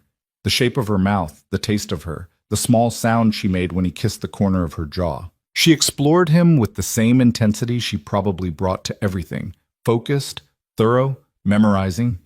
His hand found the curve of her waist, and she arched into his touch. Her fingers slipped under his shirt, mapping the muscles of his back. Heat built between them, chasing away the cold, making the frozen room feel tropical. "Wait," Caleb said, pulling back. "Wait, we need to talk about this." "Now?" Ava's voice was frustrated, breathless. "You want to talk now?" "Yes, now, before this goes further." He forced himself to create space between them, to think clearly despite the want coursing through him. "I need to know this isn't just survival instinct, isn't just the storm and the fear and being thrown together. What if it is?" She propped herself up on one elbow, and he could just make out her face in the growing dawn light. "What if it's all of that and it's still real?" "Is it real?" Ava was quiet for a moment, and when she spoke her voice was steady, certain. "I've spent my entire adult life controlling everything, my emotions, my image, my relationships, keeping everything neat and managed and safe. But you," she touched his face, "you make me want to be messy, want to feel things, want to be vulnerable and human, and all the things I've been too scared to be. So yes, maybe this started as survival, but it's become something more. At least for me." Caleb caught her hand, pressed a kiss to her palm. "For me too, and that terrifies me." "Because of Sarah?" "Because of what it means if I let myself feel this. If I let you in and then lose you too. I don't know if I could survive that again." "You can't live your life afraid of loss," Ava said softly. "That's not living. That's just existing," says the woman who admitted she runs from everything. "Maybe we're both learning." She moved closer again, eliminating the space he'd created. "Maybe we can learn together, just for now, just for this moment. Tomorrow we can go back to our separate worlds, our separate lives. But right now, in this cabin, with this storm, can't we just be two people who found each other in the dark?" she echoed. And then they were kissing again, and the rest of the world, the storm, the cold, the broken cabin, their separate complicated lives, faded away until there was only this, only them, only the warmth they created together in the darkness. Outside, dawn was breaking. The storm that had raged for nearly 2 days was finally exhausting itself, the snow tapering off, the wind dying to whispers. Light, pale and tentative, began to creep through the cracks around the door. But inside the bedroom, wrapped in blankets and each other, Caleb and Ava stayed in their own private darkness a little while longer. Stayed in the space between their old lives and whatever came next. Stayed in the moment where anything seemed possible and nothing hurt. When they finally pulled apart again, both flushed and breathing hard, Caleb smoothed her hair back from her face. "We should check the cabin, see how bad the damage is." "Not yet," Ava said. 5 more minutes, please." So they lay together, tangled and warm, as the light grew stronger. As the impossible night gave way to an uncertain morning, as the storm that had brought them together finally, mercifully, broke, Caleb knew they'd have to face reality soon. Have to deal with the collapsed roof and the cold and the question of rescue. Have to figure out what this thing between them meant, if it meant anything at all beyond the extraordinary circumstances that had created it. But right now, in this moment, with Ava's head on his shoulder and her hand over his heart, he let himself just feel. Let himself be present in a way he hadn't been since Sarah's death. Let himself hope that maybe, just maybe, he could have this connection, intimacy, the terrifying joy of letting someone in. Caleb? Ava's voice was soft. Yeah? Thank you for saving my life, for taking care of me, for... She trailed off, then finished simply, for seeing me. Thank you for letting me. He kissed the top of her head. For trusting me. For being here. Where else would I be? She smiled against his chest. My car's buried in a ditch and my phone's dead. I'm pretty much your prisoner. Worst prison ever. She laughed, and the sound was like sunlight breaking through clouds. Actually, I'm starting to think it might be the best thing that's ever happened to me. Before Caleb could respond to that, before he could examine what it meant, what it promised, what it might cost them both, a sound from the other room made them both freeze. A loud crack, followed by the groan of stressed wood, then a crash that shook the entire cabin. What was that? Ava asked, tension flooding back into her body. Caleb was already moving, extracting himself from the blankets despite his body's protest. Stay here. Like hell, she said, struggling to sit up. If the cabin's collapsing, I'm not staying in bed.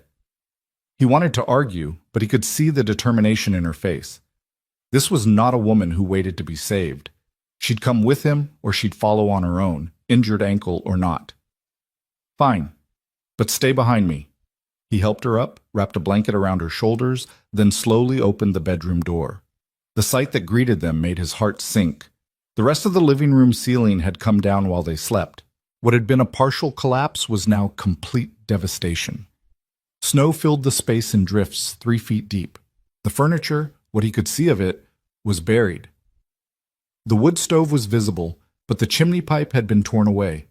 Cold air poured into the cabin through the gaping hole above. Oh my God, Ava breathed. Caleb assessed the damage with a professional eye, years of construction experience kicking in. The main support beam had cracked. He could see the split running through its center. The weight of the snow on the roof had been too much for the old timber. The bedroom they'd sheltered in had its own support structure, which was probably the only reason they were still alive. But the rest of the cabin... It's not safe, he said quietly. We need to get out. Out? Into the storm? Storm's over. Look. He pointed to the hole in the ceiling. Blue sky was visible beyond, actual honest-to-God blue sky. The sun was even trying to break through, sending weak golden light down into the destroyed living room. It was beautiful and terrible all at once. Where will we go? Ava asked. The shed. It's small but solid. We can wait there until search and rescue comes. He turned to her. Can you walk? She tested her ankle gingerly, winced but nodded. I can manage.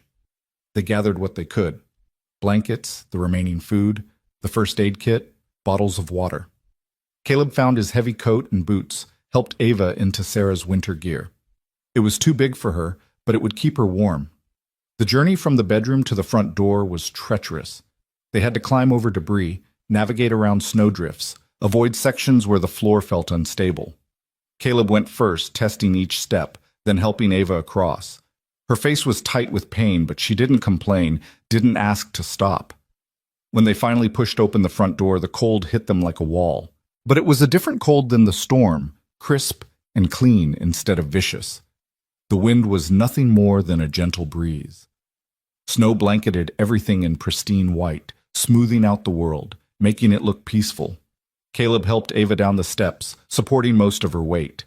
The snow came up past their knees, making every step a struggle. The shed was only 50 feet away, but it felt like miles. They were halfway there when Ava stumbled, nearly taking them both down. Caleb caught her, held her steady. I've got you, he said.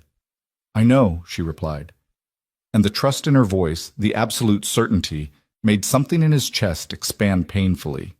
They made it to the shed, a small structure his father had built to house tools and the generator.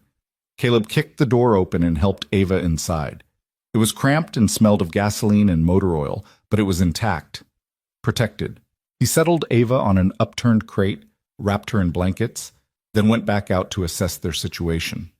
The cabin behind them looked like something from a disaster movie. Roof caved in, walls sagging, one window blown out completely. It was a miracle they'd survived. But they had survived. Against all odds, through storm and cold and structural collapse, they'd made it through. Caleb pulled out his phone. Dead, as expected. He'd try to charge it later somehow, once they got the generator running. For now, they were still cut off from the world. Still alone. He looked up at the sky, gauging the weather. Clear now, but more storms were coming. He could see the clouds building on the western horizon. They had maybe 24 hours before the next system moved in, which meant search and rescue had 24 hours to find them. He heard movement behind him and turned to find Ava standing in the shed doorway, one hand braced against the frame for support. "You should be resting," he said. "I'm fine." But her face was pale, pain etched around her eyes. "What's the plan?" "Wait for rescue. They'll be looking for you. Your assistant will have reported you missing, and they'll be checking on residents after a storm like this. Someone will come. And if they don't, then we hike out. But let's give it a day or two. Let your ankle heal. Let me figure out supplies. No point taking unnecessary risks." He moved to her side, slipped an arm around her waist.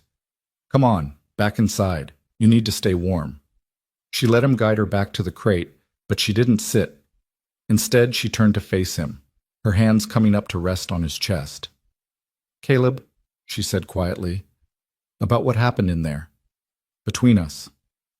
Here it comes, he thought, the morning after regret, the acknowledgement that it was a mistake, that they got carried away, that it didn't mean anything. "It's okay," he said, giving her an out. "We were stressed, scared, not thinking clearly. We don't have to. I wasn't going to say it was a mistake." She looked up at him, and her eyes were clear, certain. "I was going to say, I don't want it to be just a moment. Just a thing that happened because of the storm." Caleb's breath caught. "Ava, I know it's complicated. I know we live different lives in different places. I know there are 1,000 reasons this can't work, but I also know that I haven't felt this way about anyone since—" She paused, searching for words. "Since ever, maybe. And I don't want to walk away from it without at least trying to see what it could be." He stared at her, this fierce woman who'd crashed into his life during a blizzard. This stranger who'd somehow become essential in the space of 2 days. This person who made him want to take risks again, to open his heart again, to believe that maybe he deserved something more than just survival. "I don't know how to do this," he admitted. "I've been alone for so long. And even before that, Sarah and we grew up together. We learned each other slowly over years. This, you and me, it's fast and intense, and I don't know how to—" Ava stood on her toes, wincing at the movement, and kissed him gently. "We figure it out together. One step at a time. No expectations, no pressure. Just possibility. Can you live with possibility?" Could he? Could he risk his heart again, knowing how much it hurt to lose someone? Could he open himself up to Ava, this woman who lived in a different world, who'd be going back to her life of board meetings and business decisions while he stayed here in the mountains with his daughter and his snowplow? But even as he asked himself the questions, he knew the answer. Because Ava was right. This wasn't just adrenaline or proximity or survival instinct. This was real and rare and precious. And he'd be a fool to walk away from it without trying. "Yeah," he said, pulling her close. "I can live with possibility." She smiled against his chest, and they stood there in the doorway of the shed, holding each other as the sun climbed higher and the world around them began to wake from its frozen sleep. Somewhere in the distance, Caleb heard the faint sound of helicopter rotors. Search and rescue, already starting their sweeps. They'd be found soon. Would be separated, would return to their separate lives. But for now, for this moment, they had each other. Had the promise of something more. Had possibility. And sometimes, Caleb thought, possibility was enough. The helicopter sound grew louder, closer, and Caleb felt Ava tense in his arms. Reality was coming for them, roaring in on rotor blades and the promise of rescue. The bubble they'd been living in, this small space outside of time where only they existed, was about to burst. "They'll take me to a hospital," Ava said quietly, not pulling away from him. "Run tests, check my injuries. My assistant will be there with a phone and a tablet and 17 messages that need immediate attention. And I'll need to get to Emma, Caleb added. Make sure she's okay, that she wasn't too worried. Figure out what to do about the cabin. So this is it. Back to real life. Yeah. He tightened his arms around her. This is it. But neither of them moved. Neither wanted to be the first to let go, to acknowledge that the moment was ending. The helicopter was circling now, the sound echoing off the mountains. They'd spotted something, probably the destroyed cabin, the smoke that should have been coming from the chimney but wasn't, the general wrongness of the scene. I don't have your number, Ava said suddenly, pulling back to look at him. I don't know your address or your email or how to find you. When they take me away, I won't have any way to reach you. Caleb hadn't thought of that. In the age of constant connection, they'd been completely disconnected. He didn't know her number either, didn't have any way to contact her beyond the name of her company. Sinclair Technologies, he said. In Denver. I can find you through that. What if you don't? What if you go home to Emma and realize this was just a strange interlude, nothing more? What if you decide I'm too complicated, too much work, too different from your life? Her voice was rising, panic edging in. What if I never hear from you again? He caught her face in his hands, made her look at him. Hey, listen to me. I will find you. I promise. This isn't over unless you want it to be. I don't. I really don't. Tears were streaming down her face now. God, this is insane. I've known you for 2 days. 2 days. I shouldn't feel like my heart is being ripped out at the thought of leaving you. But you do. But I do. She confirmed miserably. The helicopter was landing now, somewhere on the other side of the cabin where the driveway would be under all that snow. Voices called out, search and rescue, checking for survivors, ready to evacuate them to safety. Caleb kissed her one more time, trying to pour everything he felt into it, everything he didn't have words for, everything that had bloomed between them in the darkness and cold. When he pulled back, they were both breathing hard, both crying. I'll find you, he said again. I swear it. You better, Ava replied, trying for humor through her tears. Because I'm pretty sure I just fell in love with you, Caleb Foster, and I'd really like to see where that goes. The words hit him like a physical blow. Love. She'd said love. After 2 days, after a storm, after everything, she'd said it out loud, made it real. Ava, you don't have to say it back. I know it's fast, I know it's crazy, but I wanted you to know. Wanted you to understand that this mattered to me, that you matter. She stepped back, creating distance, armor already starting to rebuild. Now go check on your daughter. I'll handle the rescue team. But Caleb couldn't move, couldn't let her walk away thinking he didn't feel it too.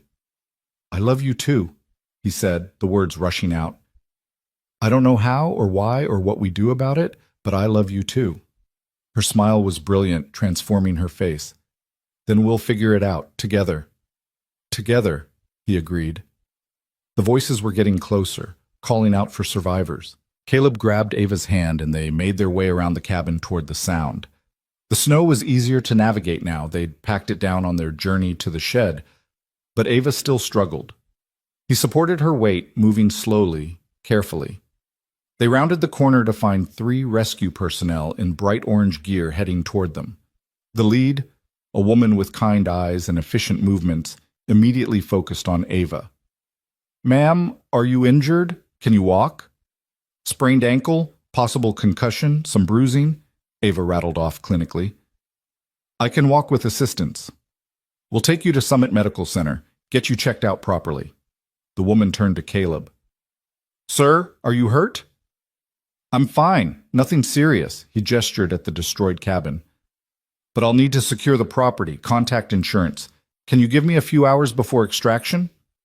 Weather windows closing, another rescuer, younger, male, said, checking his tablet.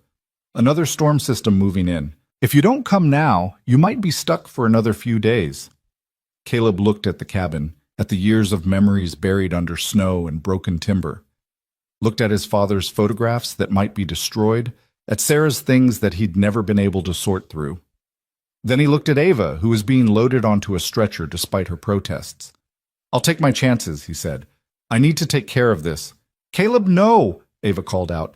Come with us, please. but he shook his head. I can't. Not yet. Emma's safe with her grandmother. I know that. But this cabin, he gestured helplessly. It's all I have left of them. My father, Sarah. I can't just abandon it. He saw the moment Ava understood, saw her realize that he needed this, needed to say goodbye to the past before he could fully embrace a future, even a future with her. Okay, she said softly. Okay, but promise me you'll be careful. Promise me you won't take stupid risks. I promise. And promise me you'll call the second you're back in cell range. I don't have your number, remember? The lead rescuer pulled out a pad and pen, handed them to Ava. She scrawled a number quickly, then added something else below it, tore off the sheet, and pressed it into Caleb's hand. My direct line. Go straight to my cell. Call anytime, day or night. She paused. The other number is my assistant, Marcus. If you can't reach me, call him. He'll know how to find me. Marcus, who you said would be furious you missed your meeting? Yeah, that Marcus. He's probably already organized 3 search parties and filed a missing persons report with every law enforcement agency in Colorado. Despite the situation, she smiled. He's very efficient. They were loading her into the helicopter now. Caleb walked with them as far as he could, still holding her hand. At the helicopter's door, he had to let go, had to watch them strap her in, watch the medics start checking her vitals, watch the world start pulling her away from him. She pressed her hand against the window, and he pressed his against it from the outside. They stayed like that until the pilot started the engine and he had to back away. The rotors spun faster, snow kicking up in a blinding cloud. The helicopter lifted, slowly at first, then faster, rising into the blue sky. Caleb stood in the snow, watching until it was nothing more than a speck on the horizon. Until the sound of the rotors faded to nothing and he was alone again with the wind and the silence. He looked down at the paper in his hand. Her phone number, yes, but also a note scrawled beneath it. You saved me in every way a person can be saved. Thank you. I'll be waiting. A. He folded it carefully, tucked it into his wallet where it would be safe. Then he turned back to the cabin and the work ahead. The next several hours were brutal. Caleb salvaged what he could from the wreckage. Photo albums that had survived in a closet, Sarah's jewelry box, Emma's baby book. He found his father's camera, miraculously intact in its case, found the wooden jewelry box he'd been making for Emma's birthday, only slightly damaged. He covered the hole in the roof with tarps and plywood he found in the shed, knowing it wouldn't last long, but hoping it would protect what remained until he could arrange proper repairs. He shut off the water main, drained the pipes so they wouldn't freeze and burst, did everything he could think of to secure the place. By the time he was done, the sun was starting to set and his whole body ached. His shoulder, where the debris had hit him, was throbbing. His head pounded from the earlier injury. He was exhausted and hungry and cold down to his bones. But he'd done what he needed to do, said his goodbyes to the cabin as it had been, accepted what it would have to become. He fired up his truck. Amazingly, it started on the first try and began the slow journey down the mountain. The roads were barely passable, plowed just enough for emergency vehicles. It took him 3 hours to make a journey that normally took 40 minutes. But finally, he pulled up in front of his mother-in-law's house in Copper Creek. The lights were on, warm and welcoming. He could see Emma's silhouette in the window, and the sight of her made his eyes burn with tears. He'd made it home. They'd both made it home. Emma flew out the door before he'd even fully stopped the truck, launching herself at him the moment he stepped out. Daddy, we were so worried. Grandma said you were stuck in the storm, and I thought, I'm okay, Em. He picked her up despite his protesting shoulder, held her tight. I'm okay. I'm sorry I scared you. Don't ever do that again, she demanded, her face buried in his neck. Promise me you won't ever do that again. I promise to try. He carried her inside where Sarah's mother, Janet, silver-haired and sharp-eyed, was waiting. Hey, Janet? Don't you hey Janet me, Caleb Foster. You look like hell. But her voice was warm, relieved. Come inside. There's soup on the stove and a guest room made up. You're not driving anywhere else tonight. He didn't argue, didn't have the energy. He let Janet feed him, let Emma chatter about her 2 days with Grandma, let himself be cared for. But part of his mind was elsewhere, with a woman in a hospital in Denver who'd promised to wait for him. After Emma was asleep, curled up in Janet's guest room with her favorite stuffed dragon, Caleb borrowed Janet's phone to check his messages. His own phone was charging but wouldn't power on for another hour at least. He'd missed 23 calls, 17 from the county, checking on him after the storm. 4 from Emma's school, closed for weather. 1 from Tommy Richardson, thanking him for fixing the furnace and hoping he'd made it home okay. And 1 from a number he didn't recognize, left just an hour ago. He played the voicemail, and Ava's voice filled his ear. "Caleb, it's me. I'm at the hospital. They're keeping me overnight for observation, but I'm fine. Everything's fine. The doctors say I was incredibly lucky, that if I'd been out there much longer—" She paused, and he heard her take a shaky breath. "Anyway, I wanted you to know I'm okay, that I'm thinking about you, that I meant what I said. Call me when you can, please." Caleb saved the message, then stared at the phone for a long moment. It was late, almost midnight. She was probably asleep. He should wait until morning to call back, but she'd said call any time, day or night. He stepped outside onto the porch where he wouldn't disturb anyone and dialed her number. She answered on the second ring. "Caleb?" Her voice was fuzzy with sleep but immediately alert. "Is everything okay?" Yeah, everything's fine. I'm at my mother-in-law's with Emma, safe and warm." He sat down on the porch steps, looking up at the stars.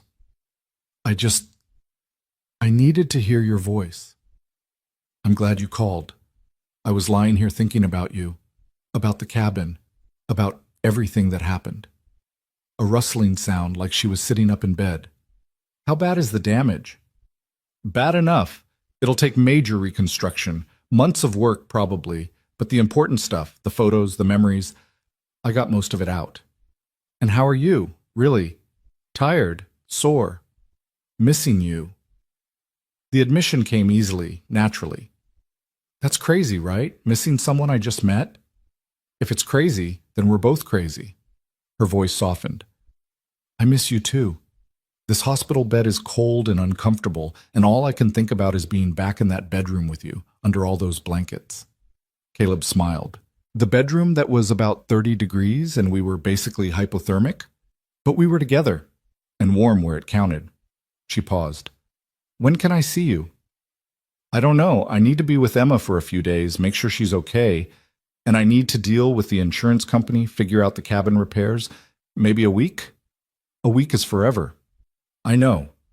But Emma has to come first. She's been through enough. I can't just take off right after scaring her half to death." "Of course not. Your daughter needs you. I understand that." But he could hear the disappointment in her voice. "What about next weekend? Could you come to Denver? Bring Emma if you want. I'd love to meet her." The image of introducing Emma to Ava, of his two worlds colliding, was both terrifying and oddly right. "Let me talk to her about it. But yeah, maybe, if she's comfortable with the idea." "No pressure. We'll figure something out. We have time." Did they? Caleb wondered. Or would the magic of the storm fade when faced with the reality of their different lives? Would Ava return to her world of board meetings and quarterly earnings and realize that a small-town mechanic didn't fit into it? Would he look at her life of luxury and power and feel inadequate, out of place? "You're thinking too hard," Ava said, reading his silence. "I can hear your brain working from here. Just wondering if this can actually work, if we can work. Only one way to find out." Her voice was firm, certain. "We try. We take it one day at a time, one step at a time. And we don't give up just because it's hard or complicated or scary." "When did you become the optimist?" "When I met a man who reminded me that some things are worth taking risks for." She yawned, exhaustion catching up with her. "I should let you go. You need sleep." "So do you." "I will. But Caleb?"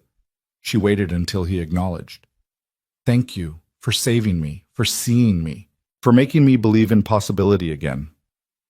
"Thank you for crashing into my life," he replied. "Literally." She laughed, and the sound made him ache with missing her. "Good night, Caleb." "Good night, Ava. I'll call you tomorrow." "I'll be waiting." He ended the call and sat on the porch for a long time, processing everything. 2 days ago, his life had been simple, predictable, safe. Now it was complicated and uncertain and terrifying, and he'd never felt more alive. The next few days passed in a blur of activity. Caleb met with the insurance adjuster, who confirmed the cabin was a total loss structurally, but most of the contents were salvageable. He arranged for a contractor to assess what could be rebuilt and what would need to be started from scratch. He spent hours on the phone with various agencies, filling out forms, providing documentation, and every evening he called Ava. They talked about everything and nothing, her recovery, his day with Emma, their hopes and fears. She told him about the chaos at her company when she'd disappeared for 3 days, about how Marcus had indeed filed missing persons reports with 5 different agencies. She told him about the board meeting she'd missed, about how they were moving forward with the IPO plans without her input.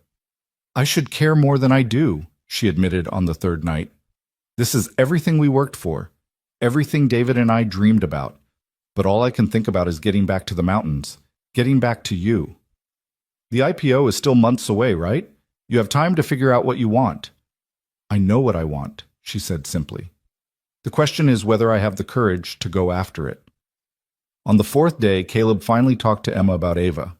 They were making dinner together, grilled cheese and tomato soup, Emma's favorite, when he brought it up. There's something I need to tell you."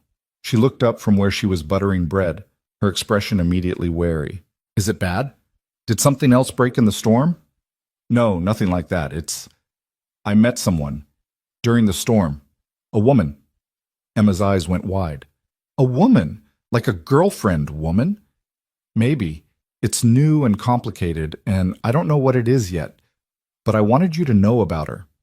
He set down the spatula, gave her his full attention. "Her name is Ava.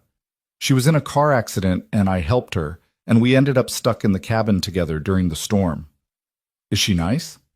"Very nice, and smart and funny, and—" He struggled for words. "She's special, Em. I really like her."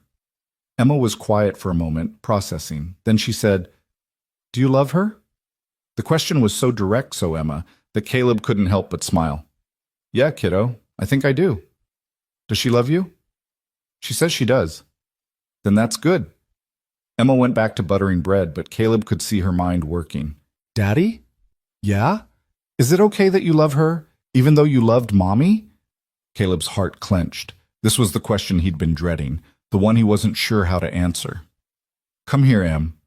She climbed into his lap and he wrapped his arms around her. "Your mom will always be my first love. Always. She gave me you, and you're the best thing in my world. Nothing and no one will ever change that." He felt Emma relax slightly. "But loving Ava doesn't mean I love Mommy less. Love isn't like that.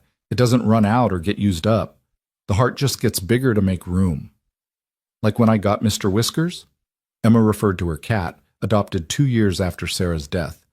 "I still loved Mommy even though I loved Mr. Whiskers too?" "Exactly like that." Emma thought about this, then nodded. "Okay, can I meet her?" "Would you want to?" "Yeah, if she's important to you, I should meet her. That's what Grandma says, that families should know the people who are important to each other. Family." The words settled over Caleb like a warm blanket. Emma was calling Ava potentially part of their family, and instead of feeling threatening, it felt right. "How about next weekend? We could drive to Denver, take you to that science museum you've been wanting to visit, and have lunch with Ava." Emma's face lit up. "Really? The one with the dinosaurs and the planetarium?" "That's the one." "Then yes, definitely yes." She hugged him tight. "Daddy, I'm glad you met her. You've been sad for so long. Maybe she can help you be happy again." Out of the mouths of babes, Caleb thought. His 9-year-old daughter had just articulated what he'd been too scared to admit, that he'd been merely surviving instead of living, and Ava had reminded him there was a difference. That night, he called Ava with the news. "We're coming to Denver this weekend. Emma wants to meet you." He heard her sharp intake of breath. "She does? Really?" "Really. Fair warning, she's very direct and will probably ask you 1,000 questions. And she'll be judging whether you're good enough for her dad." No pressure or anything, but Ava sounded more excited than nervous. "What is she like? What should I know about her?" So Caleb told her. Told her about Emma's love of science and fantasy, her fear of thunderstorms, her protectiveness of the people she loved. Told her about how Emma still talked to Sarah's photo every night, about how she kept her mother's memory alive through stories and rituals. She sounds amazing, Ava said softly, and terrifying. What if she doesn't like me? She'll like you. How could she not? Caleb said it with more confidence than he felt. Emma was the most important person in his world. If she didn't approve of Ava, if she wasn't comfortable with their relationship, that would be a problem. A big one. But he had to trust that Emma would see in Ava what he saw: kindness, strength, authenticity. He had to believe that the connection he felt wasn't one-sided, that Ava would love his daughter as fiercely as he did. What if I mess this up? Ava asked quietly. I don't know anything about kids, Caleb. I've never been around them. What if I say the wrong thing or do the wrong thing, or then you'll apologize and try again. That's what parenting is. A series of mistakes followed by apologies and do-overs. He smiled. Besides, Emma's pretty forgiving. As long as you're genuine with her, she'll give you a chance. Genuine I can do. It's all you've let me be since we met. They talked for another hour, making plans for the weekend. The science museum, lunch at a place Emma would like, maybe a walk around downtown if the weather cooperated. Nothing fancy, nothing that would make Emma feel like she was being shown off. Just a normal day with a new person who happened to be important to her father. When they finally hung up, Caleb felt a mix of anticipation and terror. This weekend would determine everything. If Emma and Ava connected, if they could find common ground, then maybe they could build something real, something lasting. And if they didn't, well, he'd cross that bridge when he came to it. The days until Saturday crawled past. Caleb worked on cabin repairs, spent time with Emma, talked to Ava every night. She told him about returning to work, about how strange it felt to sit in meetings discussing metrics and strategies when her mind was in the mountains. I don't fit here anymore, she confessed on Friday night. I look around at my corner office and my view of the city and my calendar full of important meetings, and all I can think is, what's the point? These people don't need me. They need a CEO, sure, but it doesn't have to be me. So what are you going to do? I don't know yet, but I'm figuring it out. She paused. Marcus thinks I'm having a nervous breakdown. He keeps suggesting I take a vacation, see a therapist, anything to explain why I'm suddenly questioning everything. Are you? Having a breakdown? Maybe, or maybe I'm finally breaking through. She laughed softly. Either way, I'm not the same person who drove into that storm. That person died in the crash, and I'm still figuring out who came out the other side. Caleb understood that. Understood the way trauma could crack you open, could force you to examine everything you thought you knew about yourself. He'd gone through it after Sarah's death, had emerged as someone different, not better or worse, just changed. You'll figure it out, he said, and whatever you decide, I'm here. Even if I decide to do something crazy, like walk away from everything? Especially if you do something crazy. He meant it. Whatever Ava chose, whatever path she decided to walk, he'd support it. That's what love was, not just accepting someone as they were, but championing who they were becoming. Saturday morning arrived clear and cold.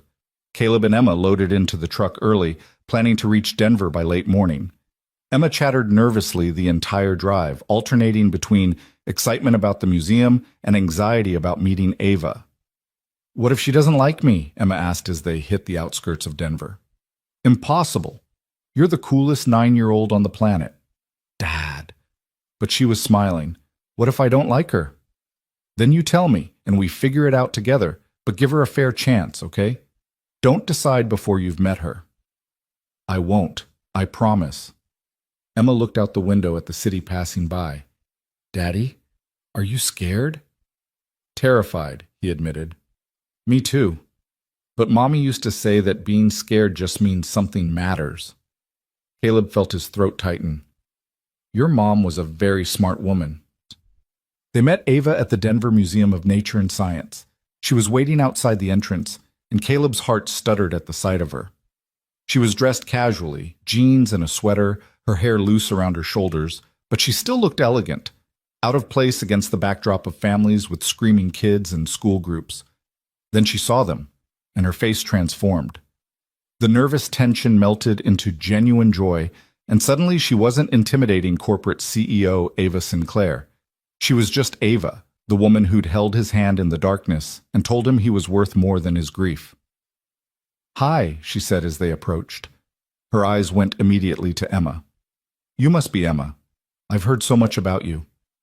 Emma studied her with serious eyes, taking her measure. Then she said, "Did you really crash your car in a blizzard wearing a fancy dress?" Ava laughed, surprised. "I really did. It was very stupid of me." "Daddy says you're smart." "Your dad is generous. I'm smart about some things and really dumb about others. Driving in Colorado winter storms is apparently one of the dumb things." Emma considered this, then nodded. "That's okay. Everyone's dumb about something. I'm dumb about math." "I love math," Ava said. "Maybe I could help you with it sometime?" "Maybe." Emma slipped her hand into Caleb's, still uncertain. "Can we see the dinosaurs now?" The next 3 hours were a revelation. Caleb watched Ava with his daughter and saw her carefully building a bridge between them. She asked Emma questions and actually listened to the answers. She admitted when she didn't know something instead of pretending. She let Emma lead the way through the exhibits, following her enthusiasm. And slowly, gradually, Emma warmed to her. Started asking Ava questions instead of just answering them. Started including her in conversations instead of just talking to Caleb. By the time they reached the planetarium show, Emma sat between them and reached for Ava's hand when the lights went down. After the museum, they went to lunch at a pizza place Emma loved. The three of them crammed into a booth, sharing a large pepperoni pizza and laughing at Emma's stories about school. And then Tyler Johnson said he could eat more pizza than anyone, so we had a contest at lunch and he ate 7 slices, but I ate 8, even though I'm smaller than him, and he got so mad he tried to tell the teacher I was cheating. But how do you cheat at eating pizza? Emma said it all in one breath, her hands gesturing wildly. "That's impressive," Ava said seriously. 8 slices is a lot of pizza." "I felt sick after," Emma admitted, "but it was worth it to see Tyler's face." They all laughed, and Caleb felt something shift in his chest. This was right. The three of them together felt natural, like pieces of a puzzle clicking into place. After lunch, they walked around downtown despite the cold. Emma ran ahead, pointing out things she wanted to show Ava. A funny statue, a store with cool window displays, a dog that looked like it was smiling. "She's wonderful," Ava said quietly to Caleb. "You've done an amazing job with her."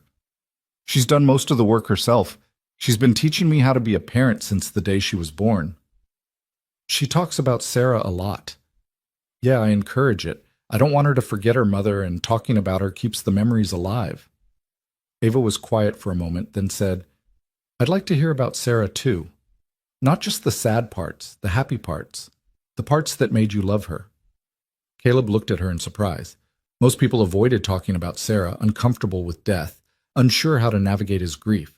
But Ava was asking to know her, to understand the woman who'd come before. "Why?" he asked.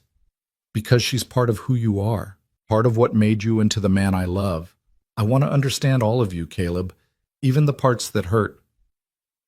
So as they walked through downtown Denver, with Emma running ahead and the winter sun trying to break through the clouds, Caleb told Ava about Sarah, about their first date at a terrible chain restaurant where the food was awful, but they'd laughed until they cried, about the way she'd sung to Emma when she was a baby, making up songs about diaper changes and midnight feedings, about how she'd learned to ski just so she could share his love of the mountains, even though she'd hated being cold. And Ava listened, really listened. Not just waiting for her turn to talk, but absorbing every story, every memory, every piece of the life Caleb had lived before she crashed into it. "She would have liked you," Caleb said eventually. "You think?" "Yeah. Sarah always said I was too serious, too closed off. She'd be happy that I found someone who makes me laugh again." "Who makes me feel again?" "I hope so. I'd like to think she'd approve." "Emma approves," Caleb observed, watching his daughter wait for them at the crosswalk. "That's what really matters." As if she'd heard him, Emma turned and called out, "Can Ava come visit us? Come see our town?" "If she wants to," Caleb called back. "Do you want to?" Emma asked Ava directly. Ava smiled and, "I would love to, if you and your dad will have me." "Of course we will," Emma said, like it was the most obvious thing in the world. Then she ran back to them and grabbed Ava's hand. "Come on. There's this cool shop I want to show you. They have these crystals that change color in different lights, and I've been saving my allowance to buy one. She dragged Ava toward a store, chattering the whole way. Caleb followed behind, watching them together, and felt his heart expand. This was what possibility looked like, he realized. Not perfect, not without complications, but real and hopeful and full of potential. The day ended too soon. By late afternoon, Emma was tired, and Caleb needed to get back before the roads got too icy. They walked Ava to her car, a rental, since her SUV was still being repaired, and stood in the parking garage saying goodbye. "Thank you," Caleb said, pulling her close. "For today, for being so good with Emma, for giving us a chance. Thank you for bringing her, for trusting me with something so important to you." Ava looked over at Emma, who was practicing cartwheels a polite distance away. "She's amazing, Caleb. You're so lucky." "I know, and I'm lucky to have found you too." They kissed goodbye, brief and chaste because Emma was watching, but it held a promise. This was just the beginning. They had time now to figure things out, to build something real. As Caleb drove home with Emma, his daughter was uncharacteristically quiet. He glanced over at her, worried. "Em, you okay?" "I like her," Emma said finally. "Ava, I like her a lot." Relief flooded through him. "Yeah, what do you like about her?" "She listens, like really listens, and she didn't try too hard to make me like her. She just was herself." Emma fiddled with the zipper on her jacket. "And she makes you smile. You haven't smiled like that since Mommy died." Caleb felt tears prick his eyes. "Is it okay with you, me being with her?" "I think Mommy would want you to be happy, and if Ava makes you happy, then it's okay with me." She looked at him seriously. "But if she ever hurts you, I'll be really mad at her." "Deal." He reached over and squeezed her hand. "I love you, kiddo." "I love you too, Daddy, and I think maybe I could love Ava too. Eventually." Eventually turned out to be sooner than expected. Over the next few weeks, Ava came to visit twice more. She stayed at a bed and breakfast in town, respecting the boundaries Caleb had set about not moving too fast with Emma around. But she spent her days with them, learning about their life, their routines, their world. She helped Emma with her math homework and discovered she enjoyed teaching. She went snowshoeing with them and fell in love with the winter mountains all over again. She sat around the kitchen table playing card games and eating homemade cookies and laughing at Emma's terrible jokes. And slowly, gradually, she became part of their family. By the end of the month, when the insurance settlement came through and Caleb started making decisions about the cabin, Ava was involved in those discussions too. She'd driven up to see the property, walked through the ruins with him, listened as he wrestled with what to do. "I could rebuild it exactly as it was," he said, standing in what used to be the living room. "Same layout, same design, try to recreate what my father built." "But," Ava prompted, "but maybe that's not what I need anymore. Maybe I need something different, something that honors the past but looks toward the future." He turned to her. "What do you think?" "I think you should build what serves your life now, what Emma needs, what you need. The memories don't live in the walls, Caleb. They live in you. In the stories you tell, the traditions you keep. The cabin can be different, and the love can stay the same." It was exactly what he needed to hear. That night, he started sketching ideas for a new design. Something smaller and more efficient, but with room to grow. With a bedroom for Emma, a workshop for his projects, and maybe, possibly, if things kept going the way they were going, space for Ava. 2 days later, Ava called with news. "I did it," she said, her voice shaking with emotion. "I told the board I'm stepping down as CEO." Caleb's heart stopped. "What?" "I'm staying on as Chief Innovation Officer.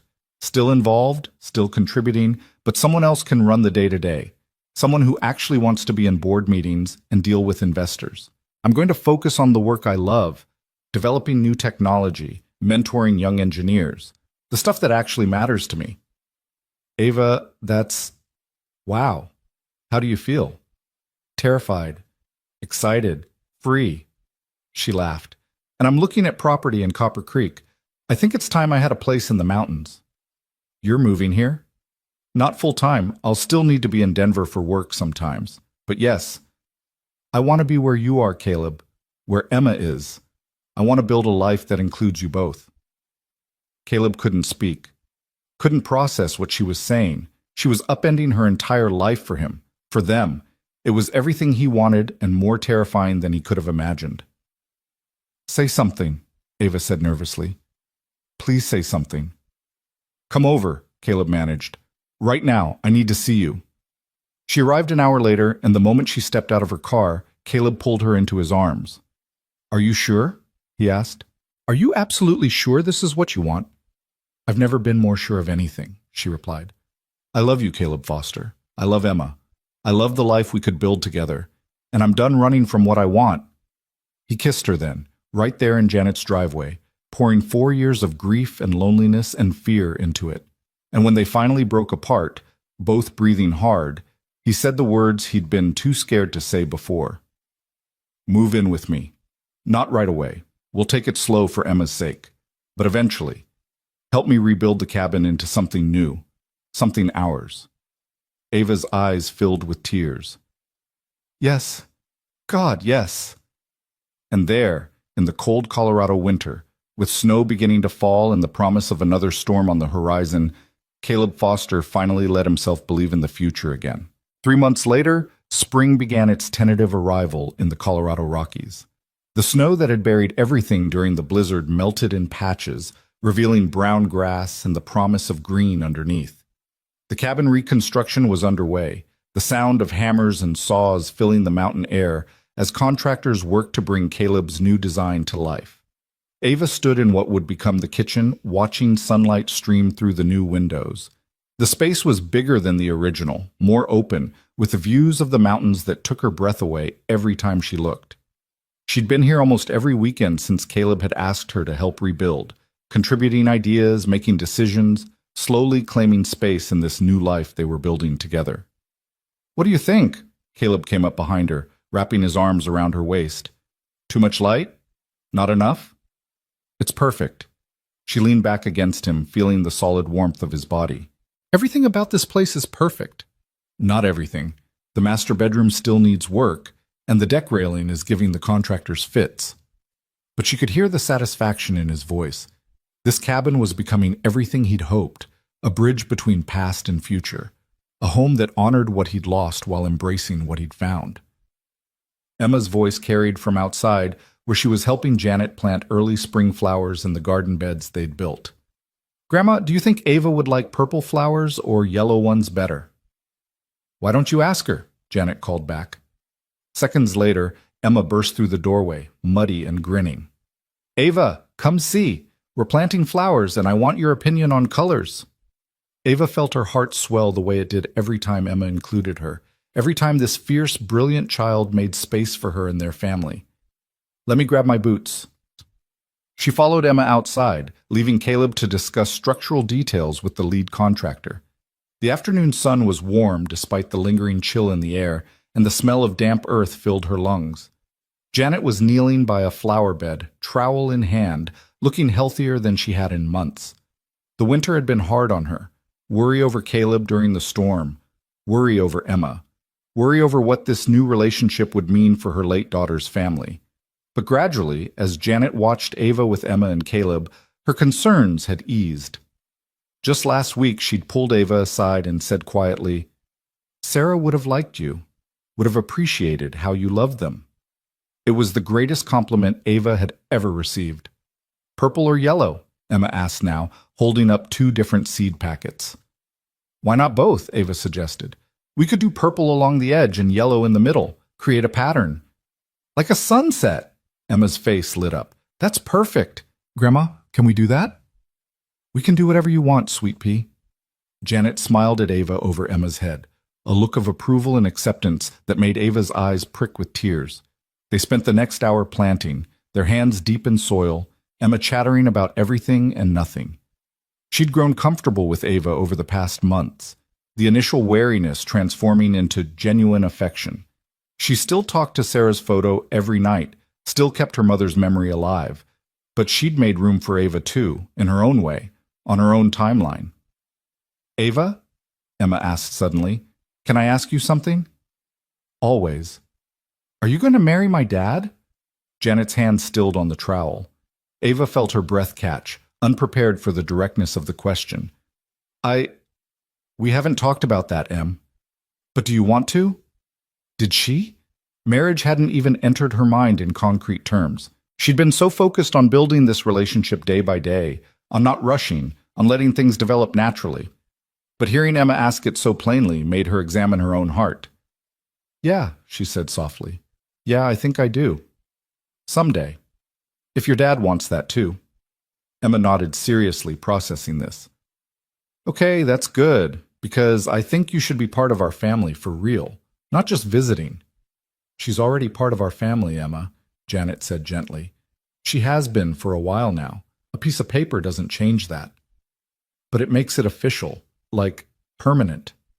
Emma looked at Ava with Sarah's gray eyes. I don't want you to leave.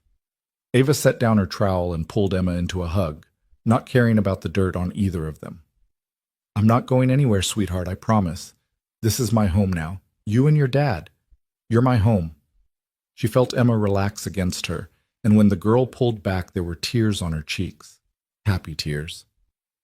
Good, because I love you. Is that okay? Is it okay that I love you even though I love Mommy too? Oh, Emma. Ava's own tears spilled over. Of course it's okay. Love doesn't work like that.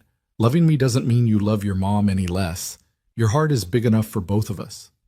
That's what Daddy says. Your daddy's a smart man.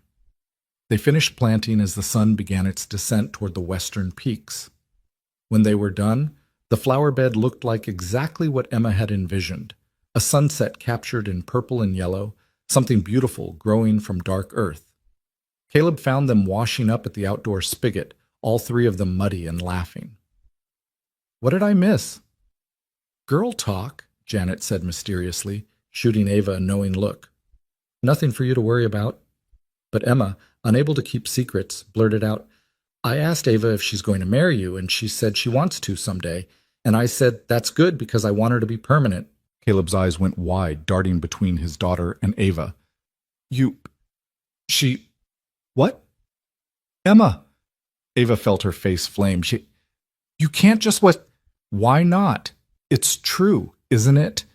Emma looked between them, confused by their reactions. You love each other. People who love each other get married. That's how it works. Out of the mouths of babes, Janet murmured, clearly trying not to laugh. Emma, why don't you help me carry these tools back to the shed? Give your father and Ava a moment to talk. But I want to... Now, Emma. Emma sighed dramatically, but followed her grandmother, throwing one last look over her shoulder at Caleb and Ava standing frozen by the spigot. The moment they were alone, Caleb said, I'm sorry. She shouldn't have put you on the spot like that. She didn't. Not really. Ava wiped her muddy hands on her jeans. She asked a fair question, and I answered honestly. That you want to marry me someday? Is that so surprising? Yes. No. I don't know. He ran a hand through his hair, leaving a streak of dirt. We've never talked about it. I didn't want to assume, didn't want to push. You've already changed your whole life for me, your job, where you live. I didn't want to ask for more. What if I want to give more? Ava stepped closer, took his dirty hands in hers. What if I want everything, Caleb? The whole future, messy and complicated and beautiful? He stared at her, something vulnerable and hopeful warring in his expression. Are you sure? Really sure? Because if we do this, if we make it permanent like Emma said, there's no going back. You'd be taking on both of us, me and Emma and all our baggage. The ghost of Sarah will always be here. I'll always be a small-town mechanic with dirt under his nails. We'll never have the life you had before. Good, Ava said it fiercely. I don't want the life I had before.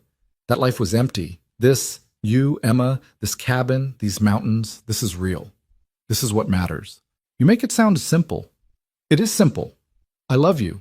You love me. Everything else is just details we figure out as we go. She paused. Unless you don't want to marry me. That's okay too. We can keep things as they are. I just need you to know that I'm all in, whatever that looks like. Caleb was quiet for a long moment, his thumbs tracing circles on the backs of her hands. Then he said, I bought a ring 2 weeks ago. Ava's breath caught. What? I bought a ring. It's in my truck, in the glove compartment. I've been carrying it around trying to figure out the right time to ask, the right way to do it. I wanted it to be perfect, wanted to plan something special, but Emma just... He laughed shakily. Emma just blew right past all my careful planning. Can I see it? He led her to his truck, parked by the construction area. Pulled out a small velvet box from the glove compartment. Inside was a ring, simple, elegant, a single diamond set in white gold. Nothing flashy or ostentatious, exactly what she would have chosen for herself. It was my grandmother's, Caleb said quietly. My father gave it to her when they got married, and she left it to me when she died. I know it's not expensive or fancy like you're probably used to. It's perfect, Ava interrupted, tears streaming down her face. It's absolutely perfect. So, is this a proposal? I feel like I should be on one knee or something. I should have practiced a speech. He was fumbling, nervous, so different from his usual steady competence that it made her love him even more. Caleb Foster, she said, framing his face with her muddy hands. Will you marry me? He laughed, surprised. I'm supposed to be asking you. Too slow. I'm asking you. Will you marry me? Will you let me be Emma's stepmother and your wife and part of this crazy, beautiful life you're building? Yes. He pulled her close, kissed her with a desperation that spoke of how scared he'd been to hope for this. Yes, 1,000 times, yes. They were both crying now, both laughing, both covered in dirt and sweat and happiness. Caleb slipped the ring on her finger. It fit perfectly, like it had been waiting for her, and she stared at it in wonder. This symbol of commitment, of choosing each other despite everything that stood between them. Can I tell Emma? Emma's voice came from behind them, making them both jump. She was peering around the corner of the truck, Janet visible behind her, trying to look stern but failing. Emma Grace Foster, were you spying? Caleb tried to sound serious but couldn't quite manage it. Maybe, but I wanted to know. So can I tell people? Can I tell my friends at school that you're getting married? Yes, Ava said, laughing. You can tell whoever you want. Emma whooped and took off running toward the construction workers, shouting, They're getting married! Ava said yes! The workers, who'd been pretending not to watch the drama unfold, broke into applause and whistles. Janet came over to hug them both, tears in her eyes. Congratulations, she said warmly. Sarah would be so happy for you both. So happy that you found each other. The words should have felt heavy with obligation or comparison, but they didn't. They felt like a blessing, like permission from the past to fully embrace the future. The next few weeks passed in a blur of joy and planning. They decided on a small ceremony at the cabin once construction was complete. Just family and close friends, nothing elaborate. Emma appointed herself wedding planner and threw herself into the role with characteristic enthusiasm, creating binders full of ideas and making lists of everything that needed to be done. Ava split her time between Denver and the mountains, gradually transitioning her work responsibilities so she could be remote more often. Her new role as Chief Innovation Officer gave her flexibility she'd never had as CEO, and she discovered she loved the freedom. Loved being able to focus on the creative aspects of technology development without the burden of running a company. Marcus, her assistant, took the news of her engagement with surprising warmth. About time, he'd said when she showed him the ring. I was beginning to think you'd never let yourself be happy. You approve? Ava, I've worked for you for 7 years. I've never seen you smile the way you smile when you talk about him. So yes, I approve. He'd paused. For what it's worth, David would have approved too. He always said you worked too hard, that you needed someone to remind you there was life outside the office. The mention of her brother still hurt, but it was a gentler pain now. She'd been visiting his grave more often, talking to him the way Emma talked to Sarah's photo, telling him about Caleb and Emma, about the cabin and the mountains, about how she'd finally found what she'd been running from all these years: connection, purpose, love. In May, Ava attended the company's IPO ceremony.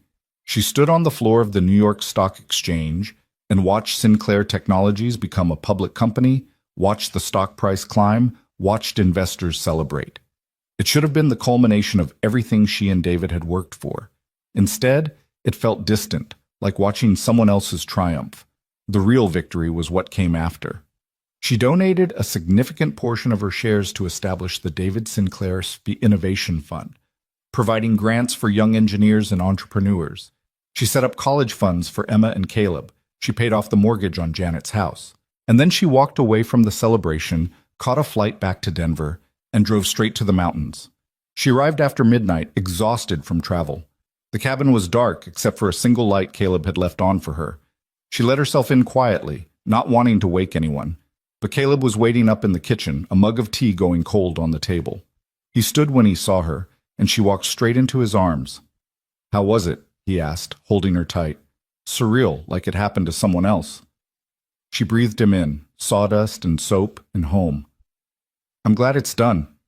Glad I can close that chapter and focus on this one." "Any regrets?" She pulled back to look at him. "Not a single one. Everything I need is right here." They stood in the kitchen of the half-finished cabin, holding each other in the darkness, and Ava felt a peace she'd never known before. This was what she'd been searching for all along. Not success or achievement or recognition, but simply this: being held, being known, being loved. The wedding took place on a perfect June day with the mountains as their cathedral and wildflowers carpeting the meadow. The cabin was finished enough to use, though still smelled of fresh paint and lumber. They'd kept it simple.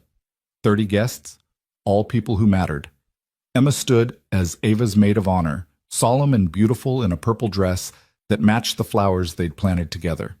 Janet cried through the entire ceremony.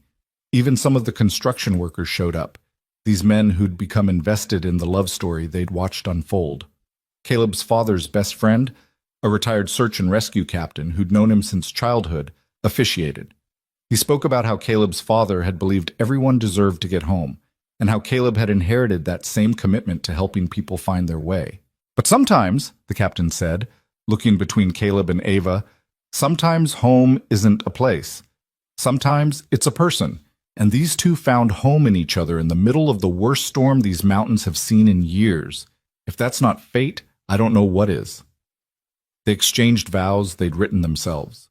Caleb promised to always see her, to always give her space to be herself, to love her through the complicated and the messy. Ava promised to always choose him, to always make space for Emma, to build a life that honored the past while embracing the future.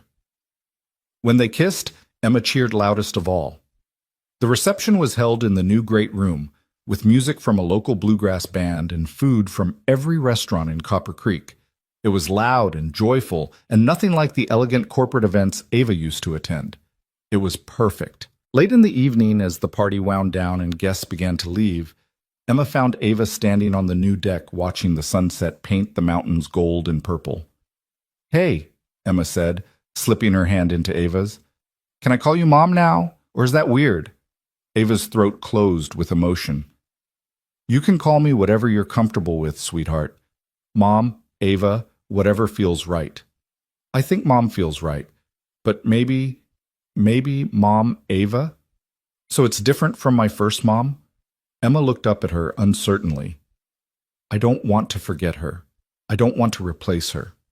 "You're not replacing her. You're just making room for both of us." Ava knelt down so they were eye level. "Your mom will always be your mom.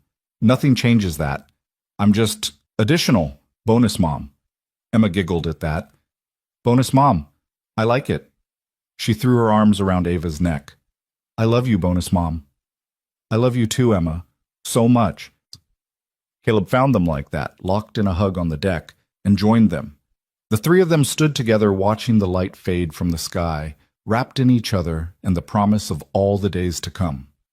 That night, after Emma was asleep in her new bedroom and the last guest had gone, Caleb and Ava stood in their bedroom together, and looked out at the mountains silver with moonlight.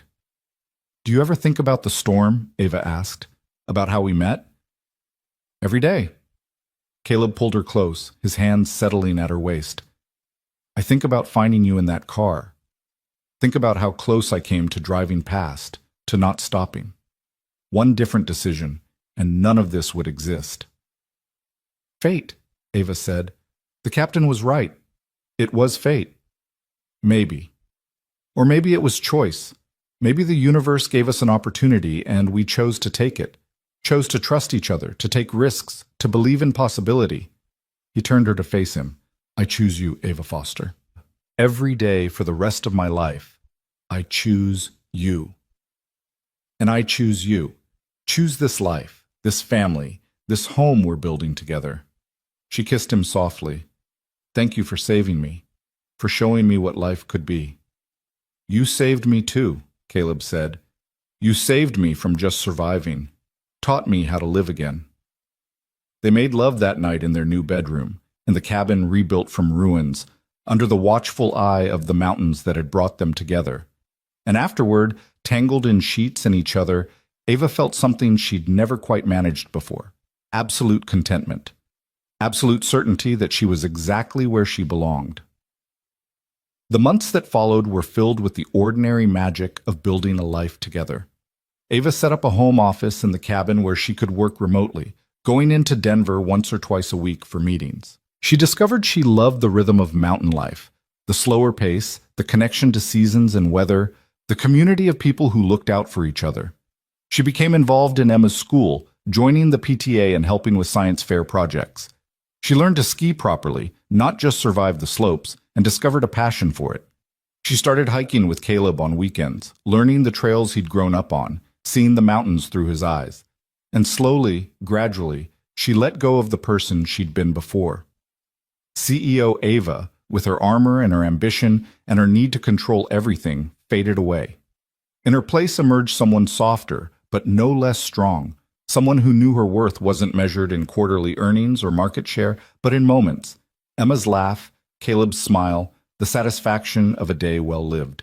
By autumn, when the aspens turned gold and the air held the first hint of winter, Ava stood in the meadow where they'd been married and realized she couldn't remember exactly when this had stopped feeling like a new life and started feeling like simply her life. The transition had been so gradual, so natural, that she hadn't noticed it happening. What are you thinking about? Caleb asked, coming up behind her. They'd taken to evening walks after dinner, just the two of them while Emma did homework.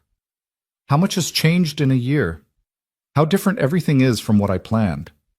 Better or worse? So much better. Impossibly better. She leaned back against him. A year ago, I was driving through a blizzard trying to run away from my life. Now I'm running toward it instead. Toward you, toward Emma, toward all of this. No regrets? Not one. You? He was quiet for a moment, and when he spoke, his voice was thick with emotion. For 4 years after Sarah died, I was frozen, locked in grief, unable to move forward or even imagine wanting to. And then you crashed into my life. Literally crashed, and everything changed. You reminded me that my heart was still beating, still capable of love, that I deserved more than just surviving. He turned her in his arms. So no regrets. Only gratitude that the universe was crazy enough to throw us together. They kissed as the sun set behind the mountains, painting the sky in shades of fire. And Ava thought about the journey that had brought her here, the wrong turns and the losses, the ambition that had consumed her and the emptiness it had left behind. All of it had been necessary to bring her to this moment, this man, this life. That night, over dinner, Emma announced she was doing a project for school about family history. We have to interview our parents about how they met and write a story about it. So how did you guys meet? Caleb and Ava exchanged glances, both smiling. Your bonus mom crashed her car in a blizzard, Caleb said. And your dad saved my life, Ava added. That's it? That's not very romantic. Emma frowned, clearly hoping for something more dramatic. Oh, there's more, Ava assured her. A lot more. There was a destroyed cabin and freezing cold and your dad carrying me through a snowstorm. There was fear and hope, and the scariest moment of my life followed by the best decision I ever made. What decision? To trust your father, to let him take care of me, to open my heart even though I was terrified. Ava reached across the table to take Caleb's hand. To choose love over fear. Emma wrote it all down, her pencil flying across the page. And later, when Ava read the essay Emma had written for school, she found herself crying at how her stepdaughter had captured the essence of their story. My bonus mom says that sometimes the worst storms bring us exactly where we need to be, Emma had written. She says that her car crash was the best thing that ever happened to her because it brought her to us. My dad says that saving her saved him too. I think that's what love is. When saving someone else helps you save yourself. When two broken people find each other and make something whole. The essay got an A, and the teacher added a note at the bottom. What a beautiful love story. Your family is lucky to have each other. Winter came again, as it always did in the mountains. But this year, Ava wasn't afraid of it. She'd learned that storms passed, that cold was temporary, that spring always followed winter no matter how harsh it seemed. On the anniversary of the blizzard that had brought them together, Caleb surprised her with a gift. It was a painting, commissioned from a local artist, of the old cabin in the snow. Not destroyed, but as it had been before the storm, strong and weathered and full of history. I wanted you to see it the way I remember it, he said, before it fell, when it was still my father's place, still connected to all those memories. It's beautiful. But look at the title. She looked at the small plaque on the frame. It read, The Place Where Our Story Began. Because that's what it was, Caleb continued. The storm destroyed the cabin, but it gave us each other. It ended one chapter and started another. And I wouldn't change a single thing about how it happened. They hung the painting in the great room, where it joined the photos of Sarah and Caleb's father, where it became part of the tapestry of their blended family. Past and present, loss and love, all existing together in the same space. That night, as they lay in bed listening to the wind outside, a gentler wind than the one that had brought them together, but wind nonetheless, Ava said, I want to tell you something. What's that? I'm pregnant. Caleb went very still. You're... what? Pregnant. About 8 weeks. I found out yesterday, but I wanted to wait until today to tell you. Our anniversary seemed like the right time. She turned to face him, trying to read his expression in the darkness. Are you happy? I know we didn't plan this. No, Emma's getting older, and you probably weren't thinking about starting over with a baby. He kissed her, cutting off her worried rambling. I'm ecstatic. Terrified, but ecstatic. Does Emma know? Not yet. I wanted to tell you first, but Caleb, I'm scared. I don't know anything about babies. I've never even held one. What if I'm terrible at this? You won't be. You're amazing with Emma, and you'll be amazing with this baby, and I'll be right here with you every step of the way. He placed his hand on her still flat stomach. We're having a baby. We're having a baby? She repeated, and suddenly it felt real. Not scary, but miraculous. This new life growing inside her, created from love and trust and everything they'd built together. They told Emma the next morning over pancakes. She stared at them for a long moment, processing. Then she said, So I'm going to be a big sister? Yes, Ava confirmed. What do you think about that? Emma was quiet, thinking. Then a huge grin spread across her face. I think it's awesome. I've always wanted a sibling. Can we find out if it's a boy or girl? Can I help pick names? Can I teach it things? Yes to all of that, Caleb said, laughing. You're going to be the best big sister ever. I know, Emma said confidently. I've been practicing with my friends' little brothers and sisters. I'm really good at it. The pregnancy brought them even closer as a family. Emma took her role as big sister in training seriously, reading books about babies and making lists of everything they'd need. Janet was thrilled, already knitting blankets and planning to help once the baby arrived. Even Marcus sent a gift basket from Denver with a note. Congratulations on your continued adventures and complete life transformation.